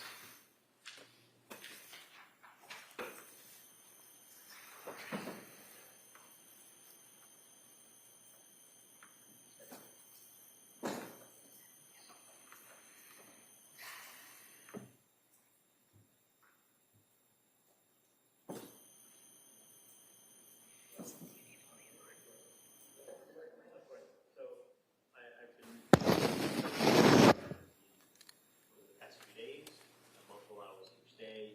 What I can say without going too far is that her affect is absolutely flattened. She's in a very surreal state. It feels dreamlike to her, as she's described to me on multiple occasions. And individuals who can present as being lucid, and linear, and clear thinking do not make those people not mentally ill. They have the capacity for, on occasion, to be able to do things that they've been doing for a long period of time. When you have delusional thinking, fixed beliefs that are unchangeable, and hallucinations, namely command hallucinations, telling you to do things, telling you to do things that are malevolent, and you believe those voices that are telling you you need to follow what they say, that's when things go downhill behaviorally, psychiatrically, and familially. And that's what we see in the most tragic of cases, where individuals who could be healthy and normal, and quite frankly, because they're paranoid and worried about what others think, they hold back on what they share. And in some cases throughout the country and the world, these are people who one day will be functioning well, but because they have the onset of command hallucinations, which they adhere to, and they believe the voice that they have to do something, that's when tragedy occurs. And I think that sort of is under the overriding rubric that this case falls under. So, sir, on December 8th of 2023, when you provided that your observations, you had met with the defendant on 2 occasions, correct? I believe 3 occasions. Okay. Had you any of the records that have been presented in the course of this trial? No. Any of the records that are listed in your sources of information? No. And as you sit here and testify today, you've testified to the same conclusions, correct? What I said was individuals like that present this way. I was not referring to Ms. Clancy. I said individuals who have these symptoms, like the ones I clarified, present that way. That was not an assessment of Ms. Clancy. That was an assessment of people who go through major mental health crises. But as you sat here today, you've talked about the fact that she had delusional thinking, the fact that she had command hallucinations, the fact that she believed that these voices and that she was paranoid and worried. You've consistently testified about that throughout the course of yesterday and today, correct? So it's a yes or no. You make it impossible to answer that question. All right, the next question.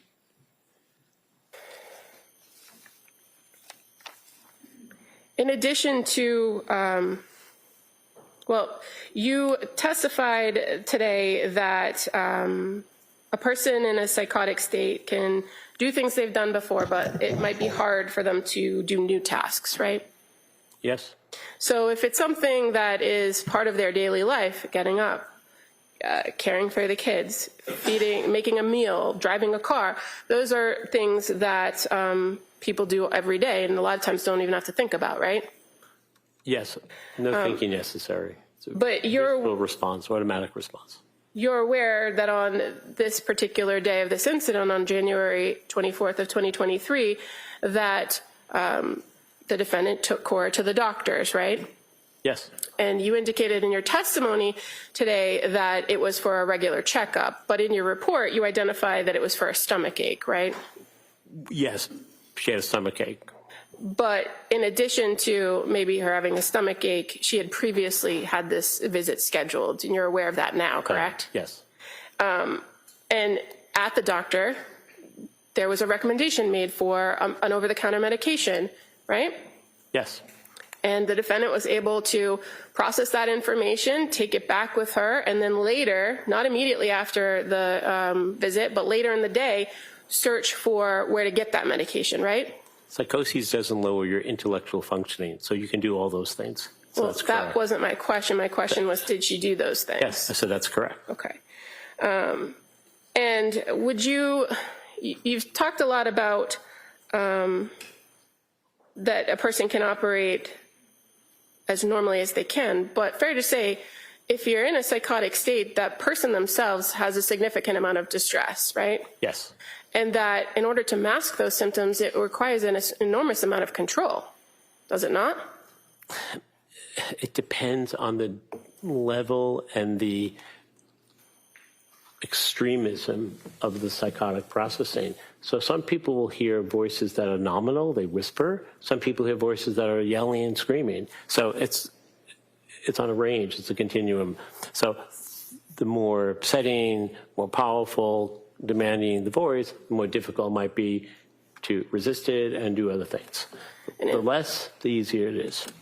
In all of the time between September of 2022 and January 23rd of 2023, at any point in which the defendant heard these voices about harming herself, she didn't act on them then, did she? That's correct, yes. She did not act on those. She sought help instead.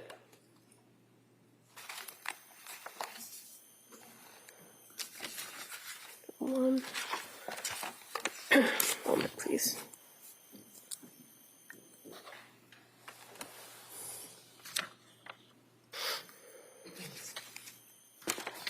Your Honor, I would move to admit the recording played as the next exhibit. I'm sorry, the what? The recording that was played, I move to enter it as the next exhibit, please. That may be admitted.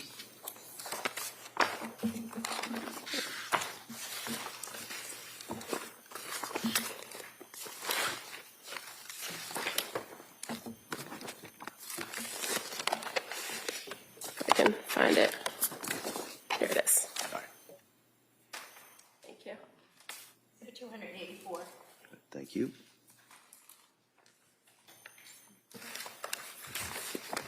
I have no further questions at this time. Let's talk about confirmation. Can I sit down, please? Oh, hold on. Let Ms. Buckingham Thank you. have a seat. Confirmation bias.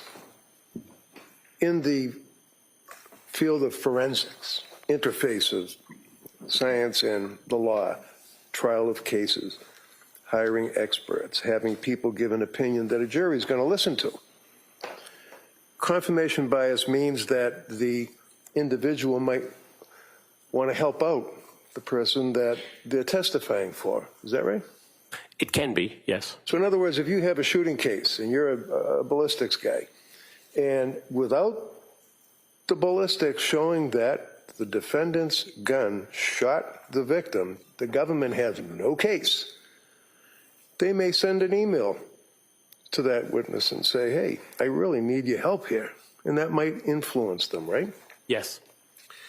Now, you got involved with this case, as you indicated, out of my request, obviously, Yes. compassion.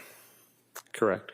The fact you had a young lady that was literally in extreme condition emotionally, physically, you went to speak with her, correct?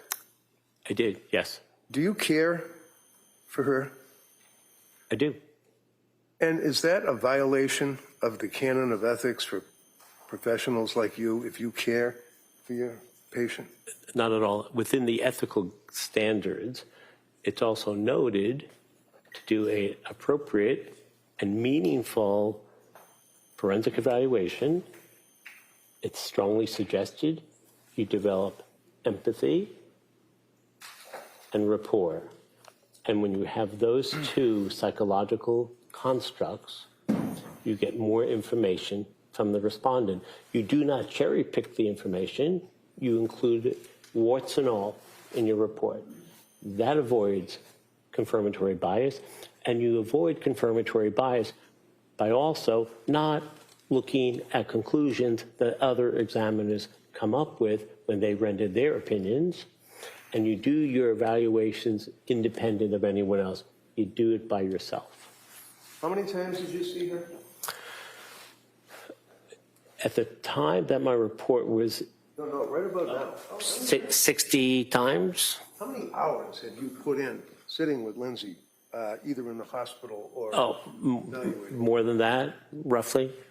And you have all of that information that you have brought here today to yesterday to testify to this jury. Is that correct? Yes.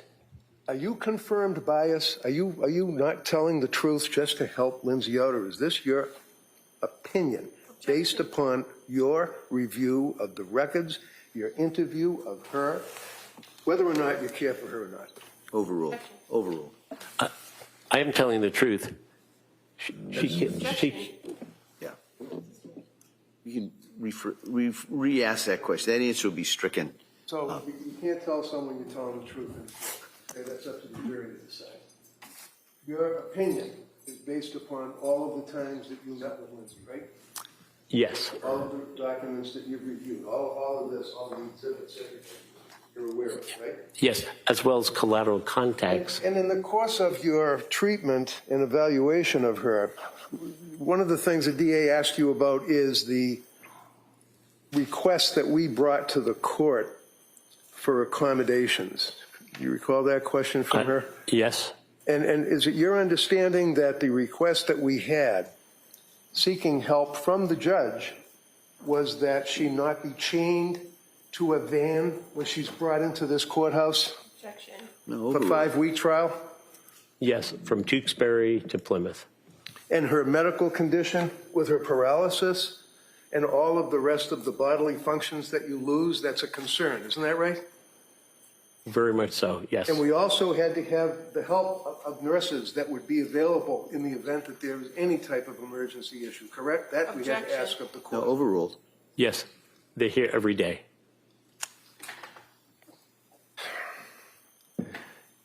So, confirmation bias.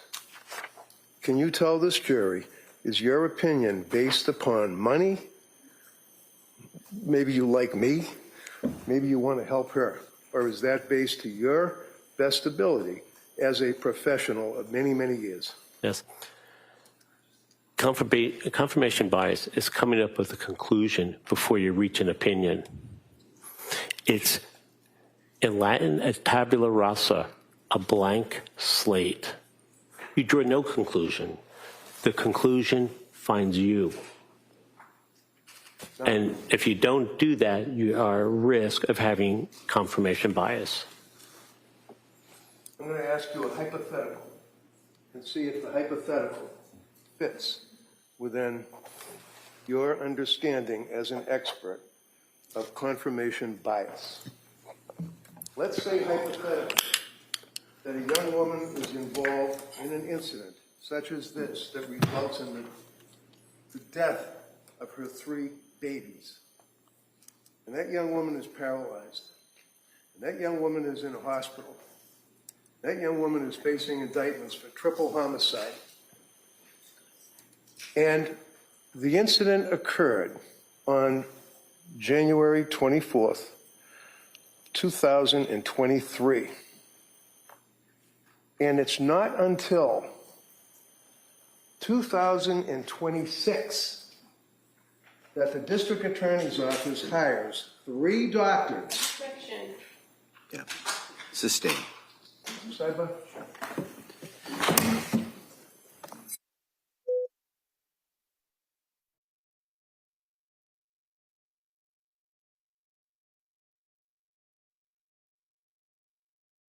You've been sitting here for a little bit.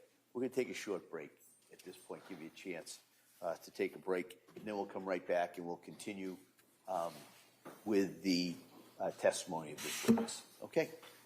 All rise, please. Jurors exit.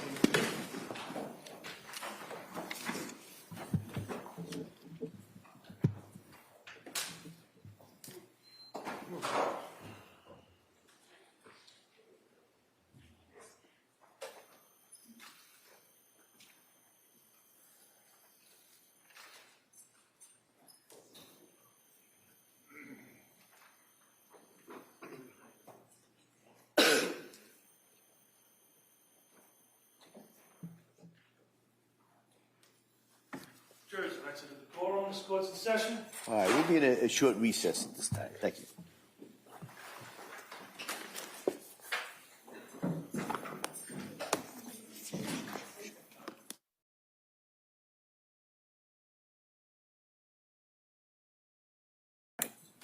Yeah.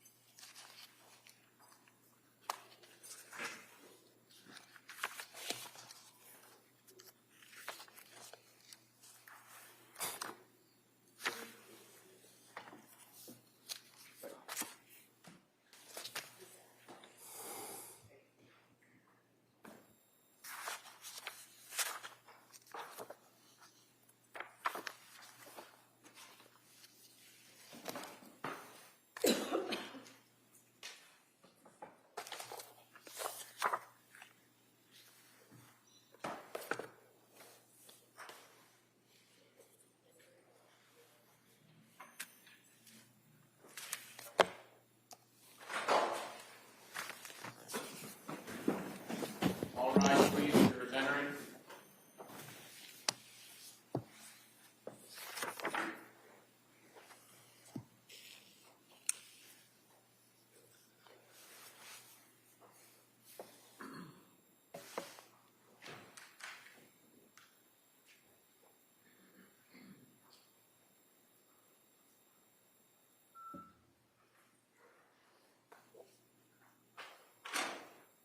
Court is back in session. You may be seated.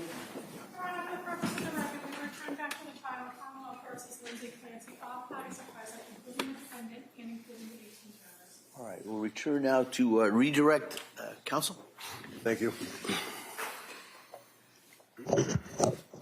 So, as it relates to the concept of confirmatory bias, sir, in your opinion, with your experience, does the period of time within which an expert is hired by one side or another to evaluate a person and give an opinion, in other words, if it's a compressed period of time as opposed to an expanded period of time, is that one indication of confirmatory bias? Objection. No, overruled. It depends on the examiner and the situation. It can be, but individuals who pay attention to that concern should maintain healthful boundaries and not have any confirmatory bias. What does that mean? It means stay in your lane. That's better. Now, one of the things that the district attorney did is took the 7,001 pages of the records from Tewksbury Hospital and read excerpts from them to you. Is that correct? Yes. And Lindsay, after she was taken from South Shore Hospital to Brigham and Women's, then from Brigham and Women's to the rehab, Spalding Rehab, she ended up in Tewksbury. Is that correct? Yes. And Tewksbury's been very good. I mean, in your opinion, have they been good with her? And Fantastic. Fantastic. But nevertheless, that is still a facility that is a state facility, right? Yes. And the district attorney asked you about the plan to have Lindsay go to another facility, Worcester, I think it was? Worcester Recovery Center Hospital. Is that a relatively new facility? It's, I believe, the newest facility in the Commonwealth. And did we have Lindsay evaluated to have her transferred to Worcester Hospital? Yes. Was she allowed to make entry into Worcester facility? She was not. Why is that? She was not allowed because she was not allowed because she has pending criminal charges. That'd be this case here, right? That's this case here. And the district attorney took the 7,000 pages in one of the records and apparently went through them to the anniversary of the death of her 3 children, correct? Yes. Went through them to highlight each birthday of her 3 children. Is that correct? Yes. In your opinion, you've been in a lot of mental institutions and facilities in the Commonwealth and out of the state, correct? Yes. Is it your understanding to a reasonable degree of medical certainty that the fact that a woman who is paralyzed is propelling herself down the hall from one room to another is indicative of anything? Not at all. How about the fact that her mother and father, who have been with her for 3 years and practically missed not one day of sitting with her and bringing her dinner or lunch, is that something that would be indicative of undercutting the fact that the woman was suffering from mental disease or defect? That's indicative of love. And How about the fact that she's talking to other inmates or people that are patients? And in your review of the records, would you tell us your opinion as to her level and degree of popularity, bluntly, in that particular ward? she is extremely, extremely well regarded and well liked on that unit by everyone. Overruled. How about, in reviewing the records, I didn't hear that she's laughing and partying and having a good time while she's in the Tewksbury Hospital. Did you see anything like that? No, Lindsay Clancy has bad days and worse days. And when you speak with her and meet with her, doctor, has she ever mentioned her children? Because apparently, according to the questioning that you underwent, she never talks about her kids. She does speak about her children. What does she say? She really loves them and misses them and thinks of them every single day, almost every moment of the day. And finally, doctor, I'm holding up what has been marked as Exhibit 1 or I don't know, for identification. Have you seen this before? Yes, I have. And in your dealing with Lindsay and interview of collateral contacts such as Patrick, do you know what that is? Yes, I do. What is it? This is called a wish vase. And what does that mean and what is it? This is a vase that Miss Clancy and her husband purchased in Hawaii when they went on their honeymoon shortly after getting married. Yeah, sure. See sidebar, please.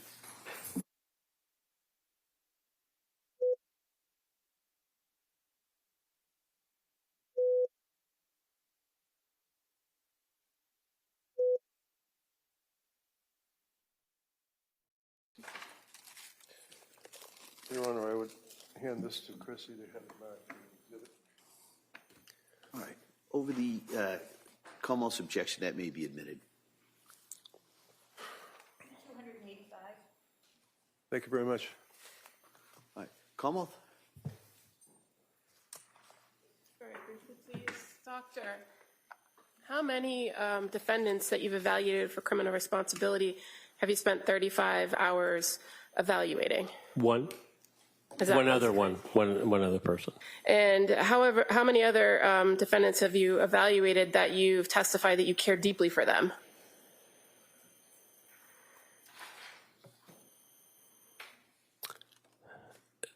I would say one other one. And how many other defendants have you given press conferences about? None. And how many other defendants that you've evaluated have you gone back every day until the lockup to check on? I was sequestered on all those other trials, so I was not even allowed in the court. Now, you were asked about confirmation bias and given a hypothetical about so if somebody was asked to examine a gun, right? You recall that Yes, line I of do. questioning? Yes. You were hired by the defense in this case, were you not? Yes. And as far as your conversations with the defendant about her children, you're also aware that she continually refers to this situation as my tragedy, does she not? That moniker of my tragedy, that's just one of the things that she'll say. All right, thank you. You're welcome. And what's the reason that, with the understanding of the court and permission, that you go to the lockup and see her during this trial? I go to the Sustained. Well, while she's in Tewksbury, counsel kept referring to SID, SI. What is SI?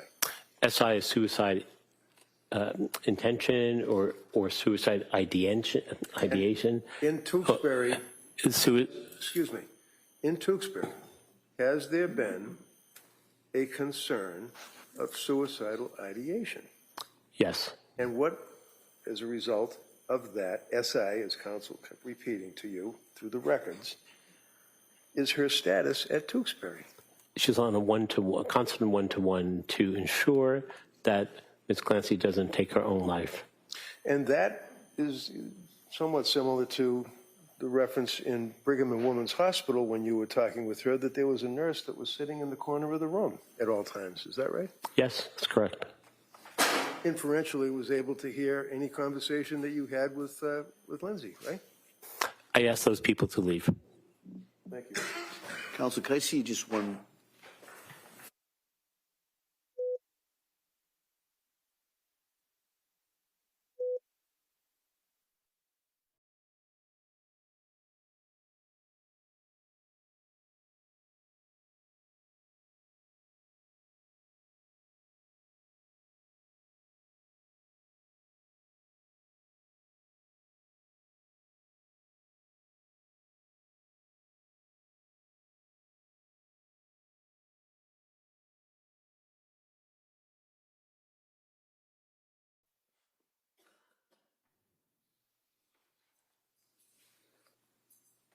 So finally, I will ask you again, what, to your understanding, is the purpose of you during this trial going back, as the counsel asked you about, to the lockup with Lindsay?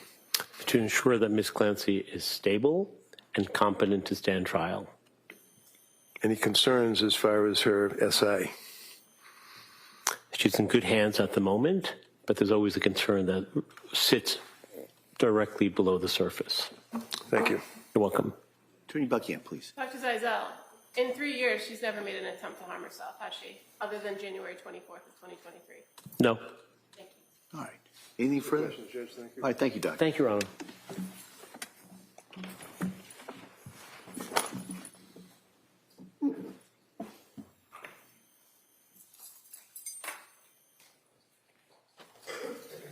All right. Attorney Reddington? It's up to Your Honor as to the voir dire on McLean Hospital witness or Dr. Spinelli. I know. All right. Counsel, let me see in regards to the timing on it.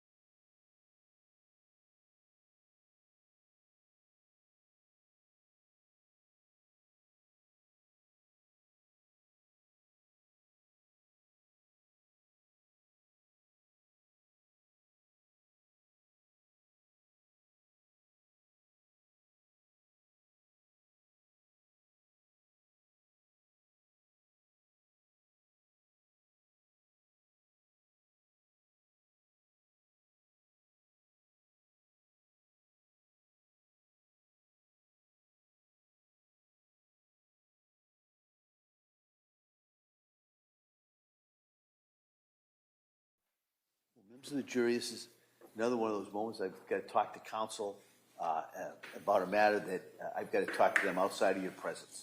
All right, so I thought we'd do it at this point and excuse you till 2 o'clock. We'll take up the next witness. We're going to stay in here and we're going to take up that other matter. All right, and so with that, during the break, remember, same instructions. Don't talk about it. Don't do any research about it. Don't read anything. Don't go anywhere in regards to this. And I'll see everybody at 2 o'clock. Okay. All rise, please. Your executive.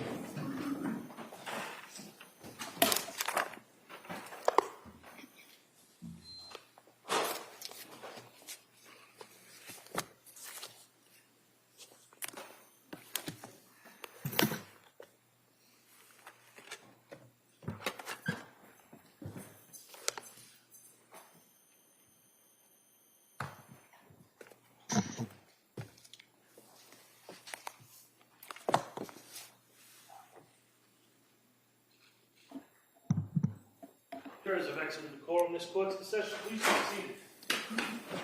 All right.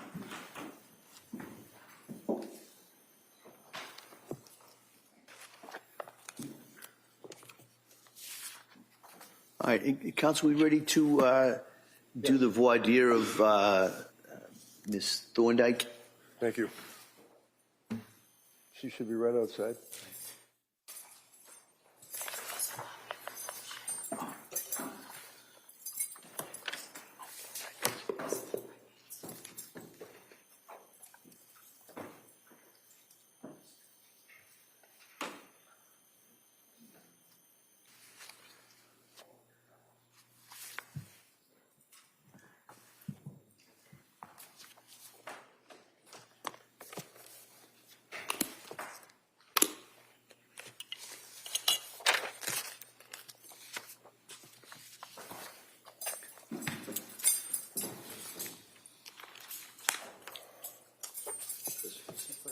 Do you solemnly swear that you shall make true answers to such questions that shall be put to you in this matter now?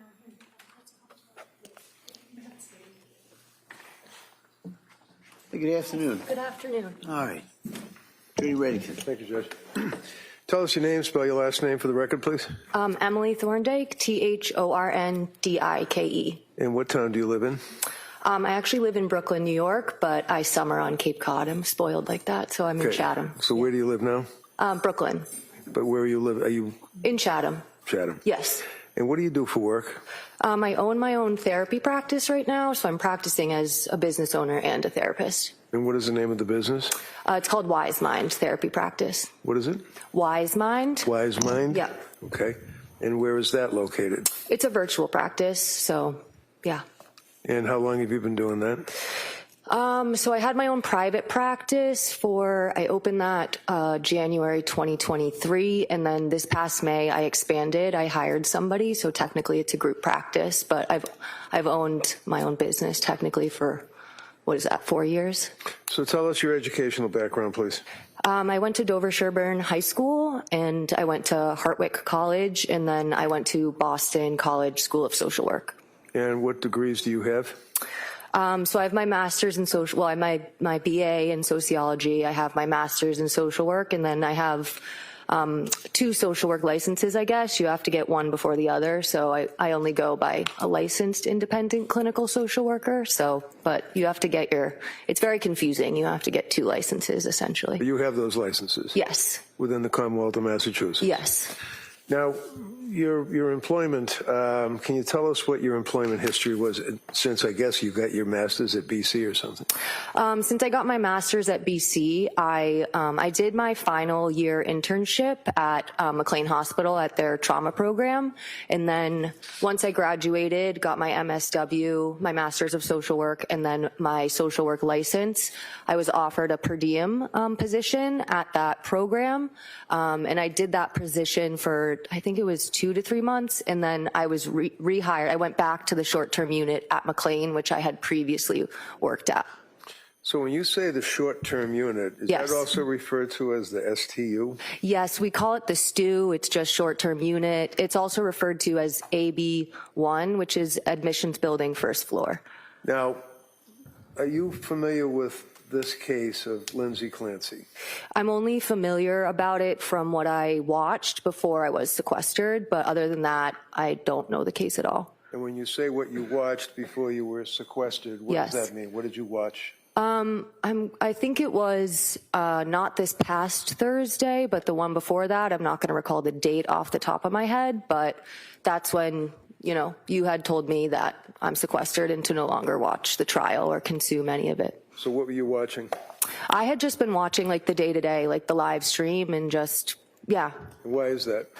I'm interested in the case. I honestly got into sort of watching trials from the Karen Reed trial, and then I wanted to watch this case, and obviously, I worked at McLean, so I was curious to watch it. And when did you work at McLean? I started there in 2014, and then I left there in December 2021. So how many years is that? Oh, 7 years, 8 months, I think. And what was the nature of your work? What'd you do? I started as a mental health specialist there, which I think you can sort of try to summarize as those are the counselors are sort of directly on the unit with the patients. Our main role is to keep patients safe, really. So you're doing a lot of safety checks. You are putting eyes on patients to make sure they're not trying to harm or kill themselves. And we do crisis intervention. So when those things are happening, because they do, we are the ones to intervene. And unfortunately, there are a lot of restraints that happen on those units, and that's one of our main jobs.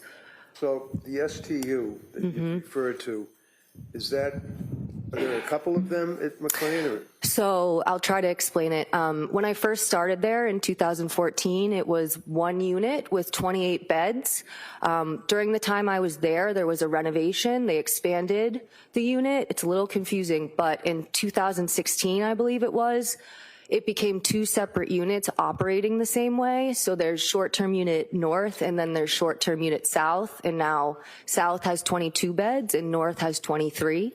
So that's why you'll see like, AB1S or, so they're the same unit, but there's a south side and a north side, if that makes sense. When you were working in that particular unit, is that the same unit that Lindsay Clancy was in for the 4 to 5 day period? Yes, I worked on both north and south for a significant amount of time. And for all those years that you worked there, did you work days, nights, weekends, holidays? So days and evenings, I preferred the evening shift, but you're supposed to do both, day and evening. I didn't do night. Sometimes you get mandated and you have to work an evening and a night shift, which is always pretty brutal, but I was day and evening. Now, how about the staffing at STU, your experience?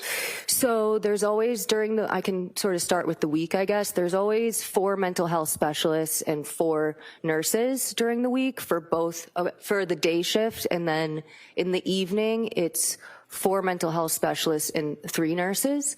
And then there's one and a half. It's hard to explain. There's at night, there's 3 mental health specialists, and then there's 1 nurse on north and 1 nurse on south, and then there's a nurse that goes in between at night to help both sides.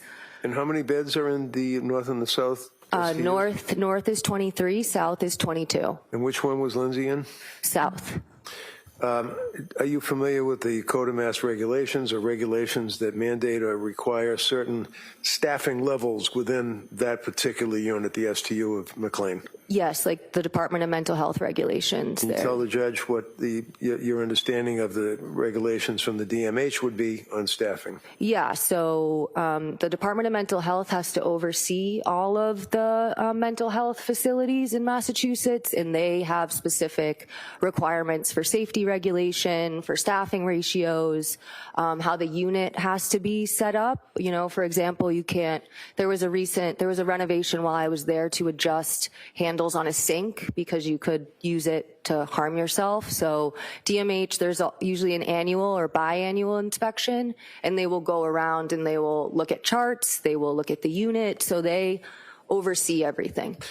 And they mandate how many doctors or nurses or safety people would be on a particular unit? Yeah, they definitely have those requirements. And what's your understanding of those requirements?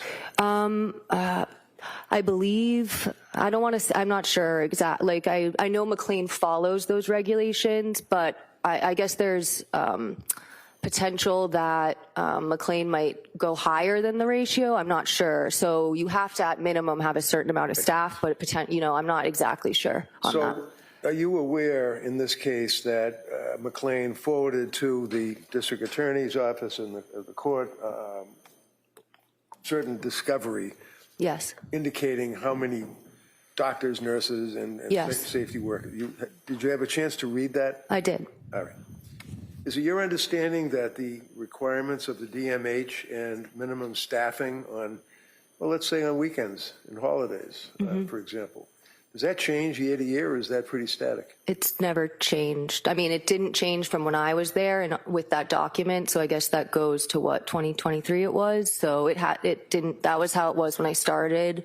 Well, I guess one caveat, when it changed from a 28 bed unit to 22 and 23, there was, different numbers, because with 28 patients, you have to have, a certain number of staff. But so since it's been 22 and 23 patients on those two units, the staffing has not changed from when I started there and from that document that I reviewed.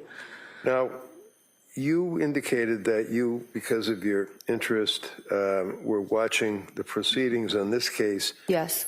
On what, YouTube or something? Or, yeah, whatever. TV? You can, yeah. And you had the occasion to hear the cross-examination of Patrick Clancy by the district attorney, is that Yes. right? You mean the direct? I'm sorry? The direct of Sorry, Patrick Clancy. you're right. It's been a long week. Okay, direct examination. And the focus was on the fact that when Lindsay went into the hospital, it was on New Year's Eve. Is that correct? Right. And that she was there for that holiday weekend, and then I Right. think the following Monday was a holiday? Yes. Okay. And you heard the direct examination of the district attorney asking about McLean being number one hospital in the country, McLean having all of these services available to the inmates that are in there, treating them, offering all these fantastic programs on the holiday weekends and the holidays, as opposed to what Patrick had testified to. Did you see that? Will you re-ask that question? I think I understand, but. Okay, when you were watching on the television, Yeah. you saw, or the computer, you saw the questioning of the district attorney of Right. Patrick Clancy. Yep. You heard Patrick Clancy make reference to the fact that his wife admitted herself into the Right. STU Yep. on holiday weekend, New Year's. Yes. Yes. Was there all that weekend, Right. into a holiday. Right. And the district attorney then questioning Patrick Right. inquired as to whether he was aware that it was Yes. the best hospital in the country, that there were many doctors and nurses and staff available and programs available, and Lindsay wasn't interested in any of that, right? Yes, that's what I took from it.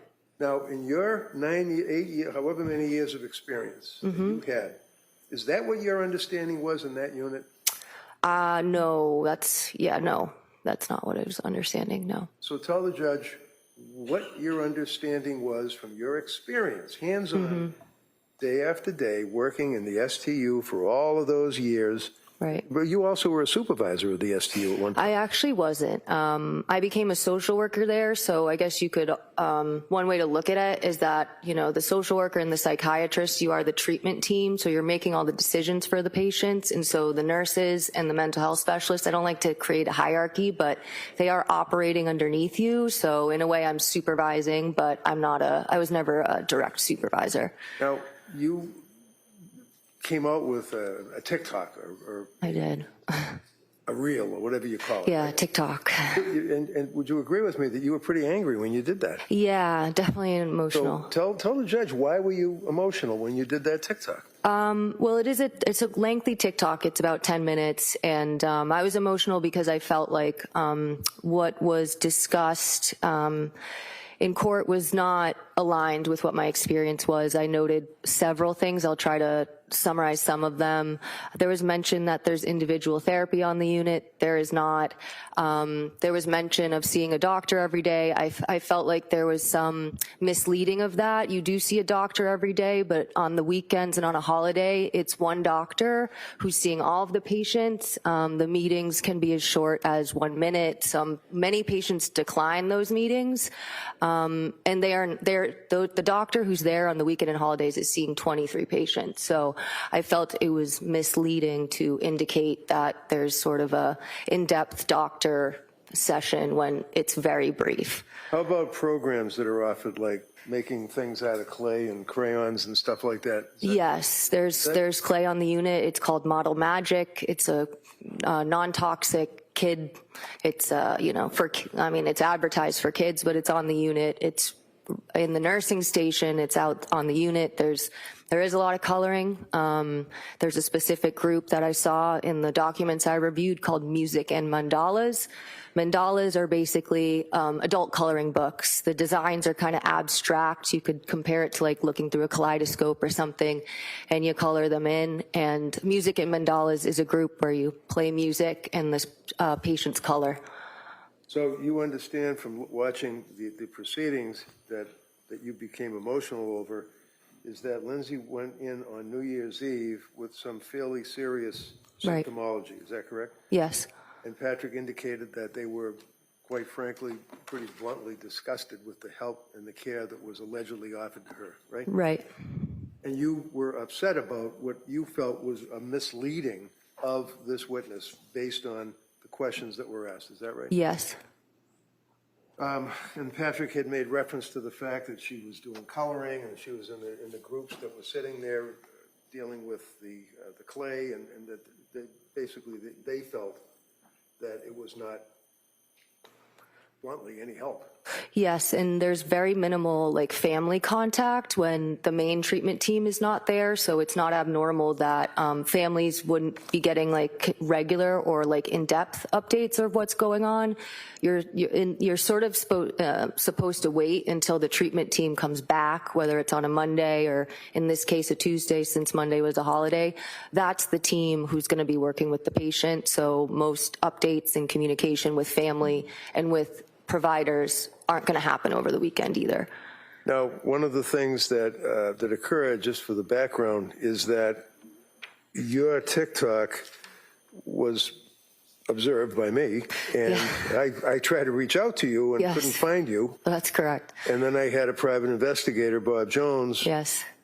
hunt you down, kind of, and ended up Yeah. in front of your house. No, Bob and I were sort of chuckling about that because he never ended up outside of my house, but the rest of it is all accurate.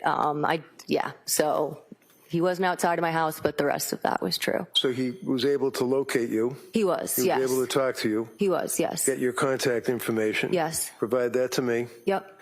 And as a result of that, I reached out to you, and then you indicated that you, initially somewhat reluctant, but then ultimately agreed to get involved and talk to the judge, right? Yes, yes. Okay. Now, the district attorney is objecting to your testimony, and I believe they're going to argue that the change from that 1 year period, when did you leave working there? I want to say my last date was like December 18th. Since working there, you don't get a lot of holidays off. So out of all my time there, I said, I'm going to leave right before the holidays and be able to enjoy that. So I believe it was December 18th, but mid-December, 2021. 2021. Yeah. And when was Lindsay in there? December 31st, right? She came in on New Year's Eve, what would that be? 2022, right? Yeah. 2. Yeah. So in your opinion, is there a change that is Right. significant in the staffing, in the nurse-to-patient ratio, Right. in the safety issues, the crayons, the coloring, and all of that? Is there any change from that 1 year that you left to the time that she was in there? From the records I reviewed as well, those are exactly the same staffing ratios, and all of the groups are the same. So there's no change whatsoever? Not from what I can tell from what I reviewed. Thank you. All right, Kamal?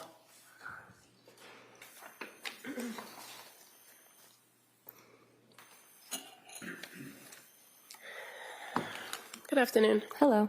So You are currently a social worker who does their own, a licensed independent clinical social worker, right? That's the license. Title, when you're saying that's really what you kind of go by. Yes, I'm a social worker by trade, you could say, but I'm practicing as a therapist. And you do that virtually? Yes.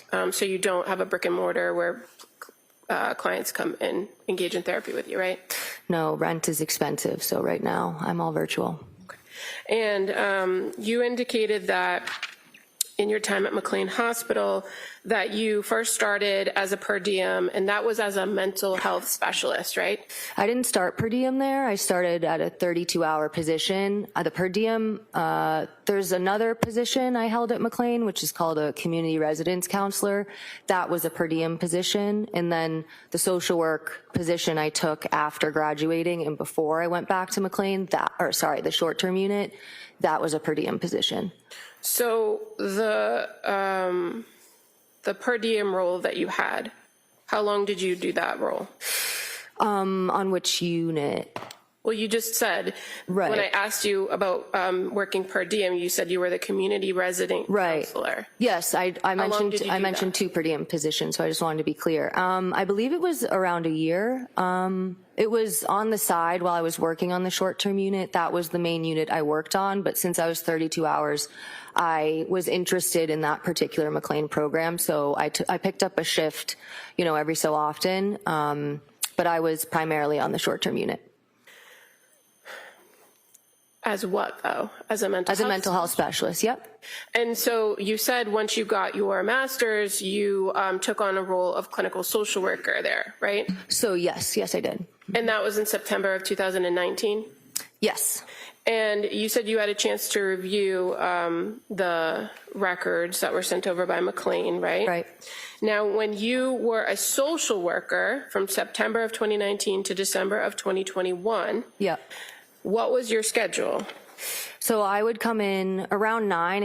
You could view it as sort of normal business hours. My clinical rounds that I did with all the multidisciplinary staff was at 9:55. So that was kind of a little bit of my start time, but generally probably like 9 to 5, you could say.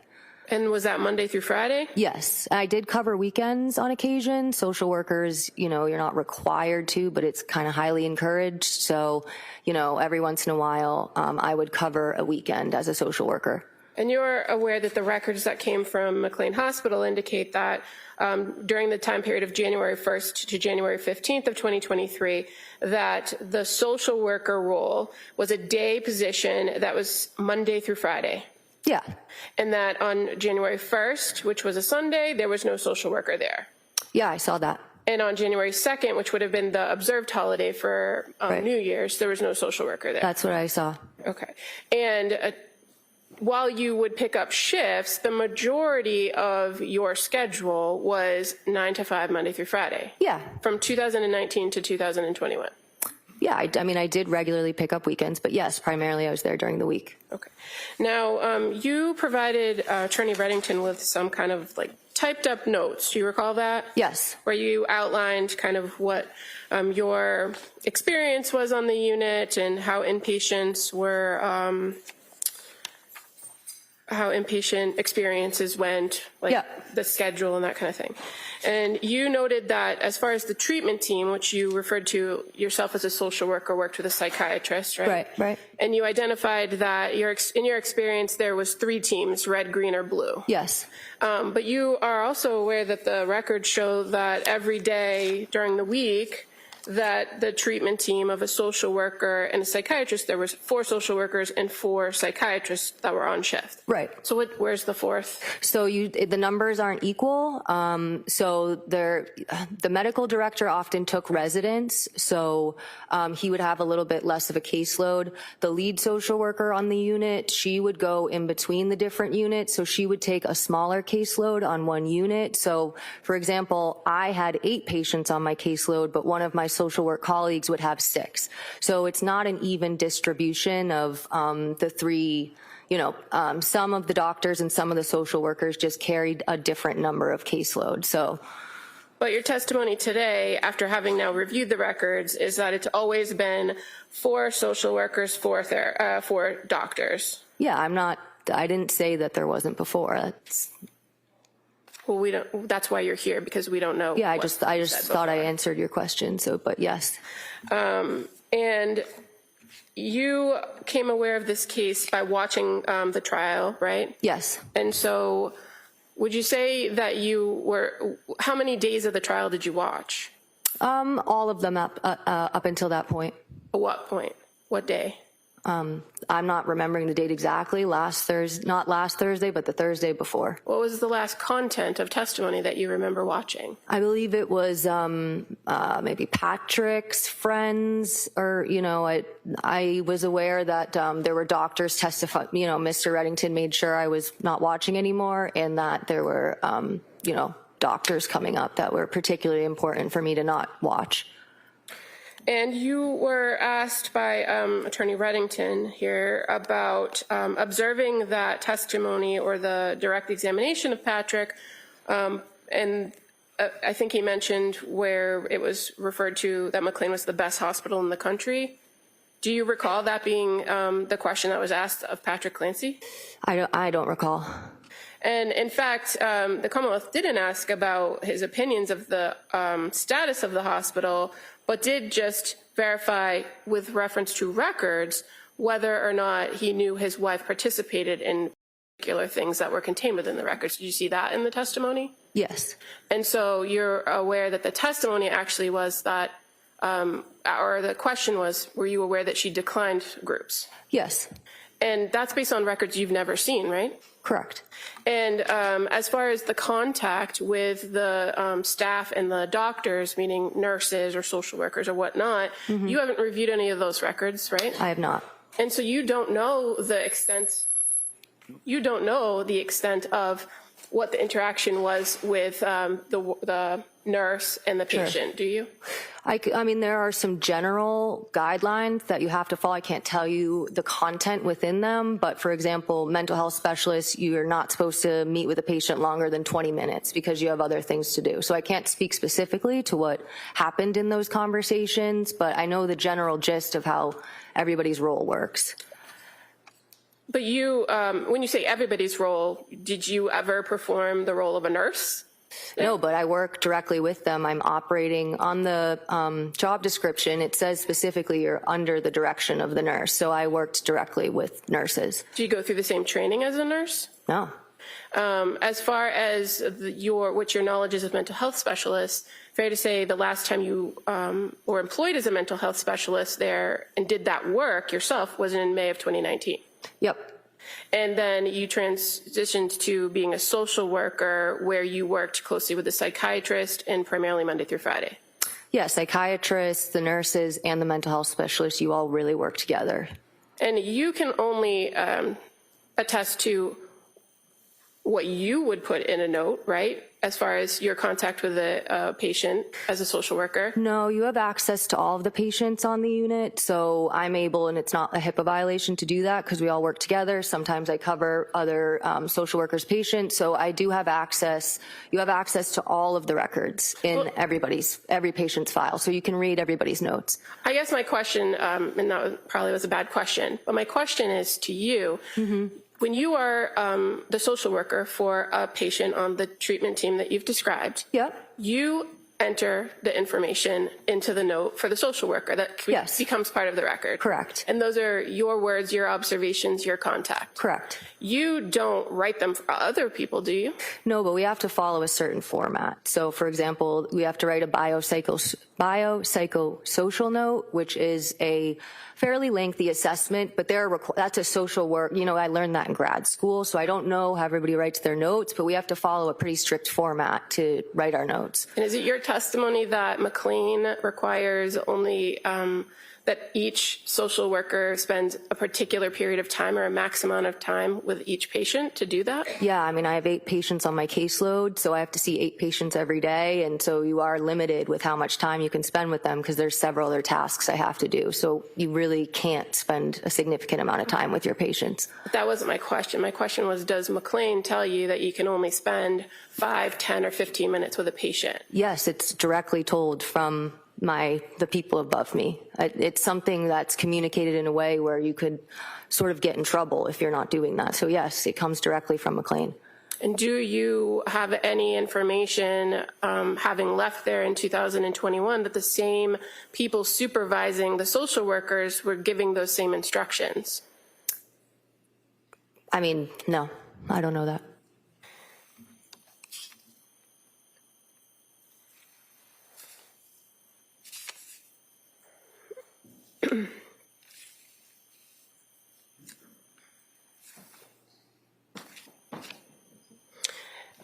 Do you know anything about how many people were actually occupying beds between January 1st and January 5th of 2023? No, it obviously has a max of, but so I don't know how many patients were there, but you can have up to 22 there, so yeah. And you've also indicated in your notes to Attorney Reddington that sometimes the people that are there for a particular period of time have the ability to go out on passes for weekends. Correct. Yes. Does that, in your experience, did that tend to happen around holidays? Yes. And so you don't know between January 1st and January 5th of 2023 who might have been assigned to a bed there but out on a pass that weekend, do you? No, I don't know what happened that weekend. And that would affect how many people are actually occupying the beds would affect the ratio of staff to patient during that time period, right? If I'm understanding the question correctly, I mean, it's the same amount of staff there. Are you saying like they're right, meeting with patients? It's the same amount of staff regardless because it's by shift, right? Right. So if the unit has 22 beds in it, but say 5 people are off on a pass for that weekend, then the same staff that are there for the entire weekend have 5 less patients. No. You're still assigned. Every patient has to be assigned to a mental health specialist and a nurse. And so when you go on a pass, there's a limit. And day and evening shift, like the limit of the pass is 8 hours. So no matter what, you have to check in with your staff person before you leave for your pass, and you have to check in with your assigned staff when you come back. So there's no patient who's not assigned to somebody. It's just they might not be on the unit the whole time when you're on your shift. Okay, so if they're not, they might not lose a patient on their load, for instance, but that person isn't there that they have to check in with every so often, or they have to check in with about groups or keep track of or meet with, right? If they're on a pass and they're out of the facility for 8 hours, they're physically not present, and that worker doesn't have eyes on them. Yeah, you only check in once per shift anyway, so if they're going, you check in with them before, and when they come back, you check in with them after. But yes, you're not checking in with them when they're off the unit. And you don't know what the numbers were? No, I don't. During that time period?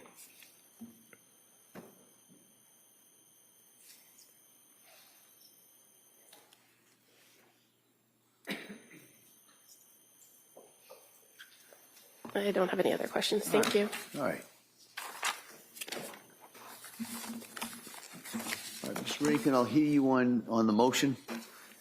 You may step down. Thank you very much. Thank you.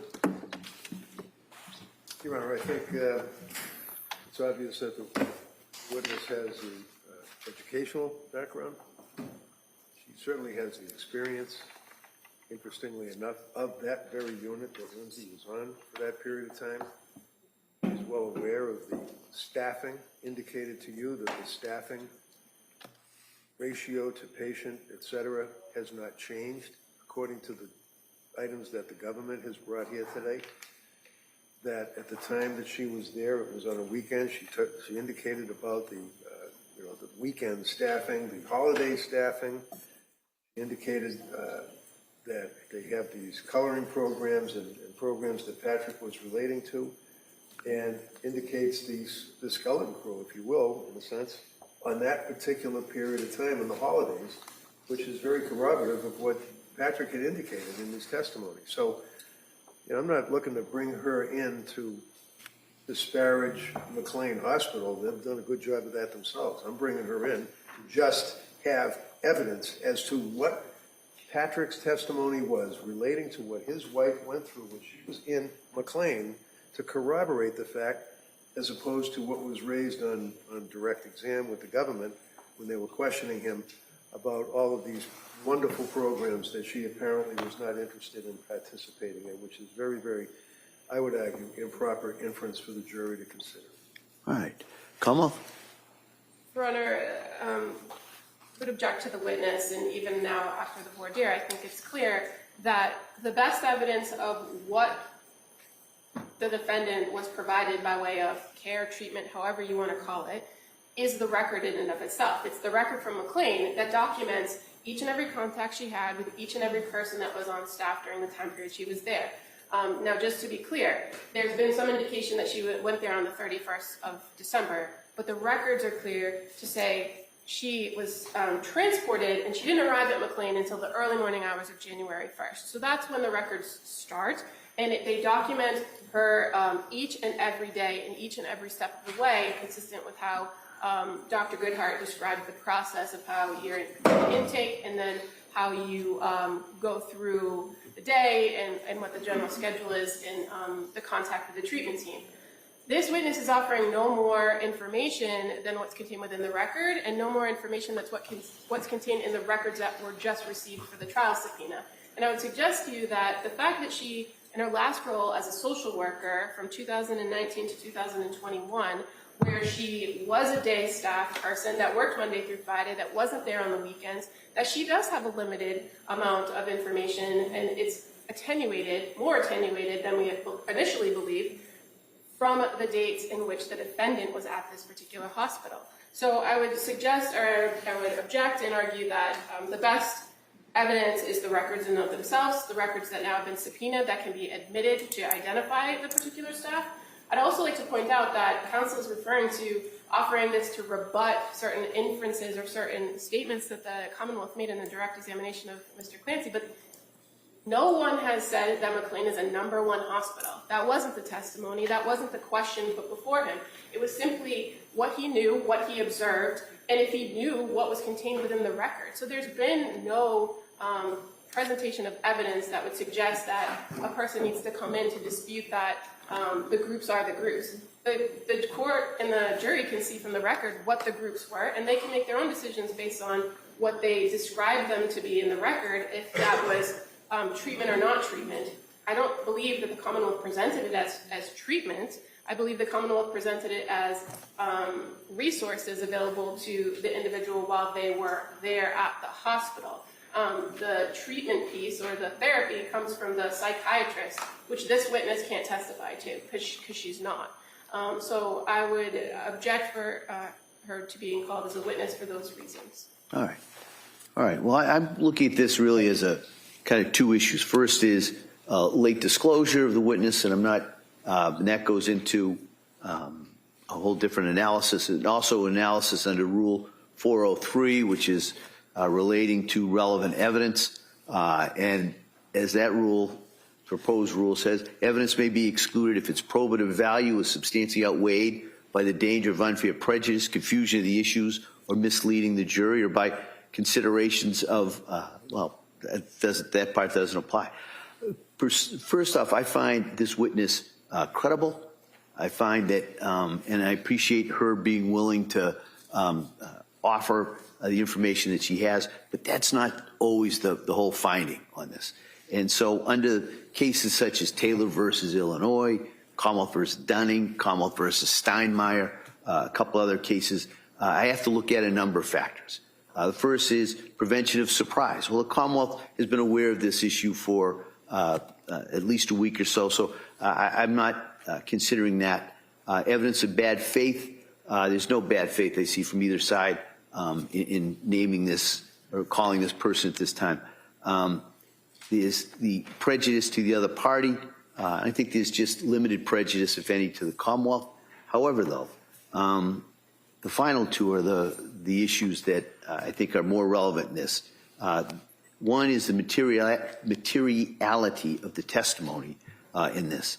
And I find that there's limited materiality, that's hard to say, because mainly this witness hadn't worked there for a year. So there's at least a gap between when she worked there and when the relevant time period is here. There's also, I imagine, different personnel that are working on different shifts.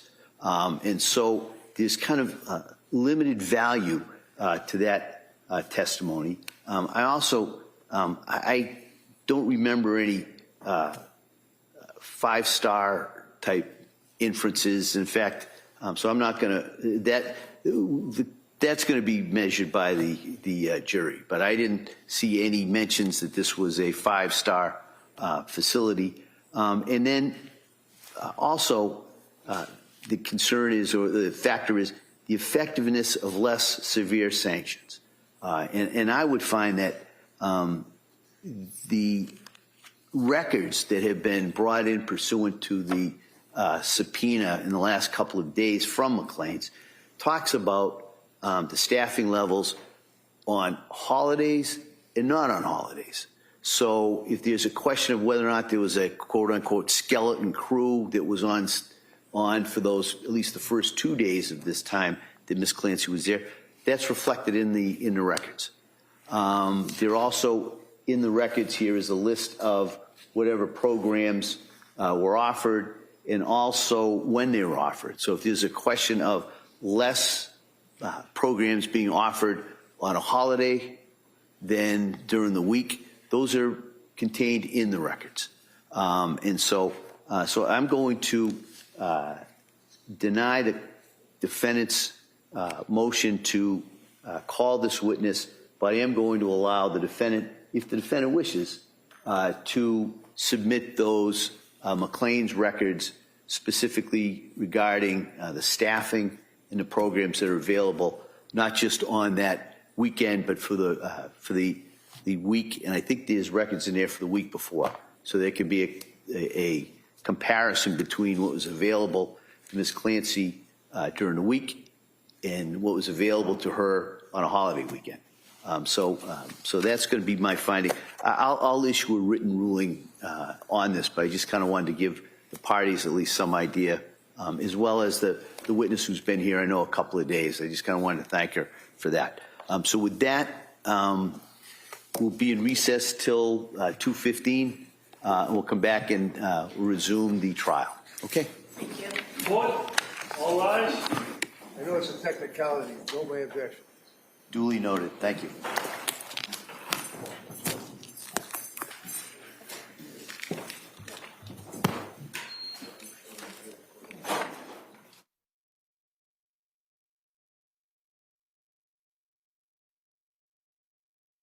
Back in session, you may be seated. All right.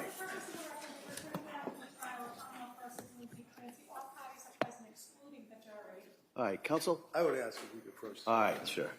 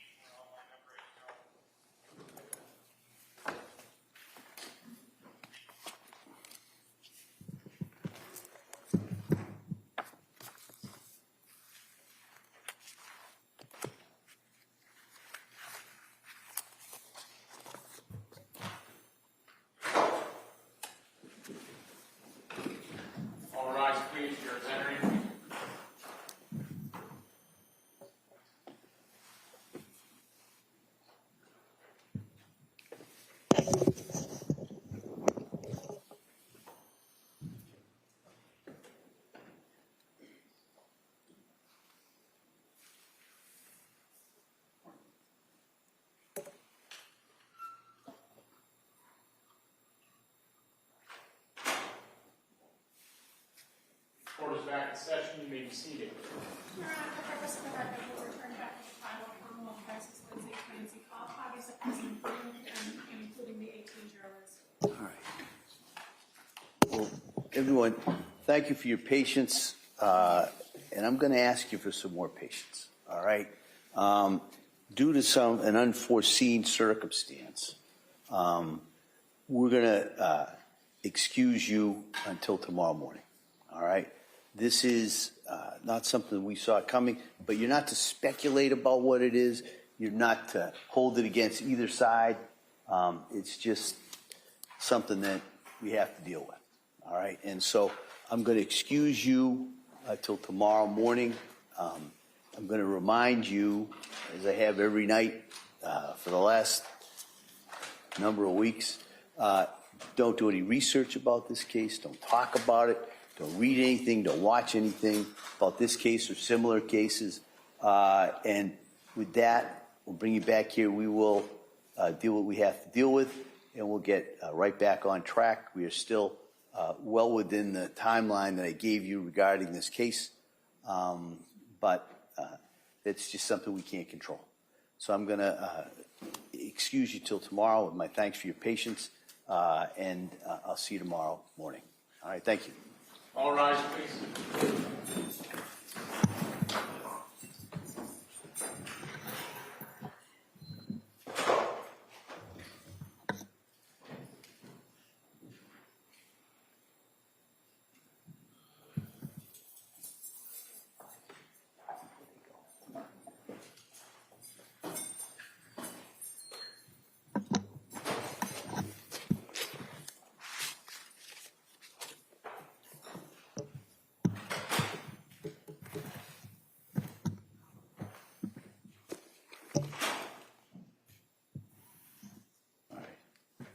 All right.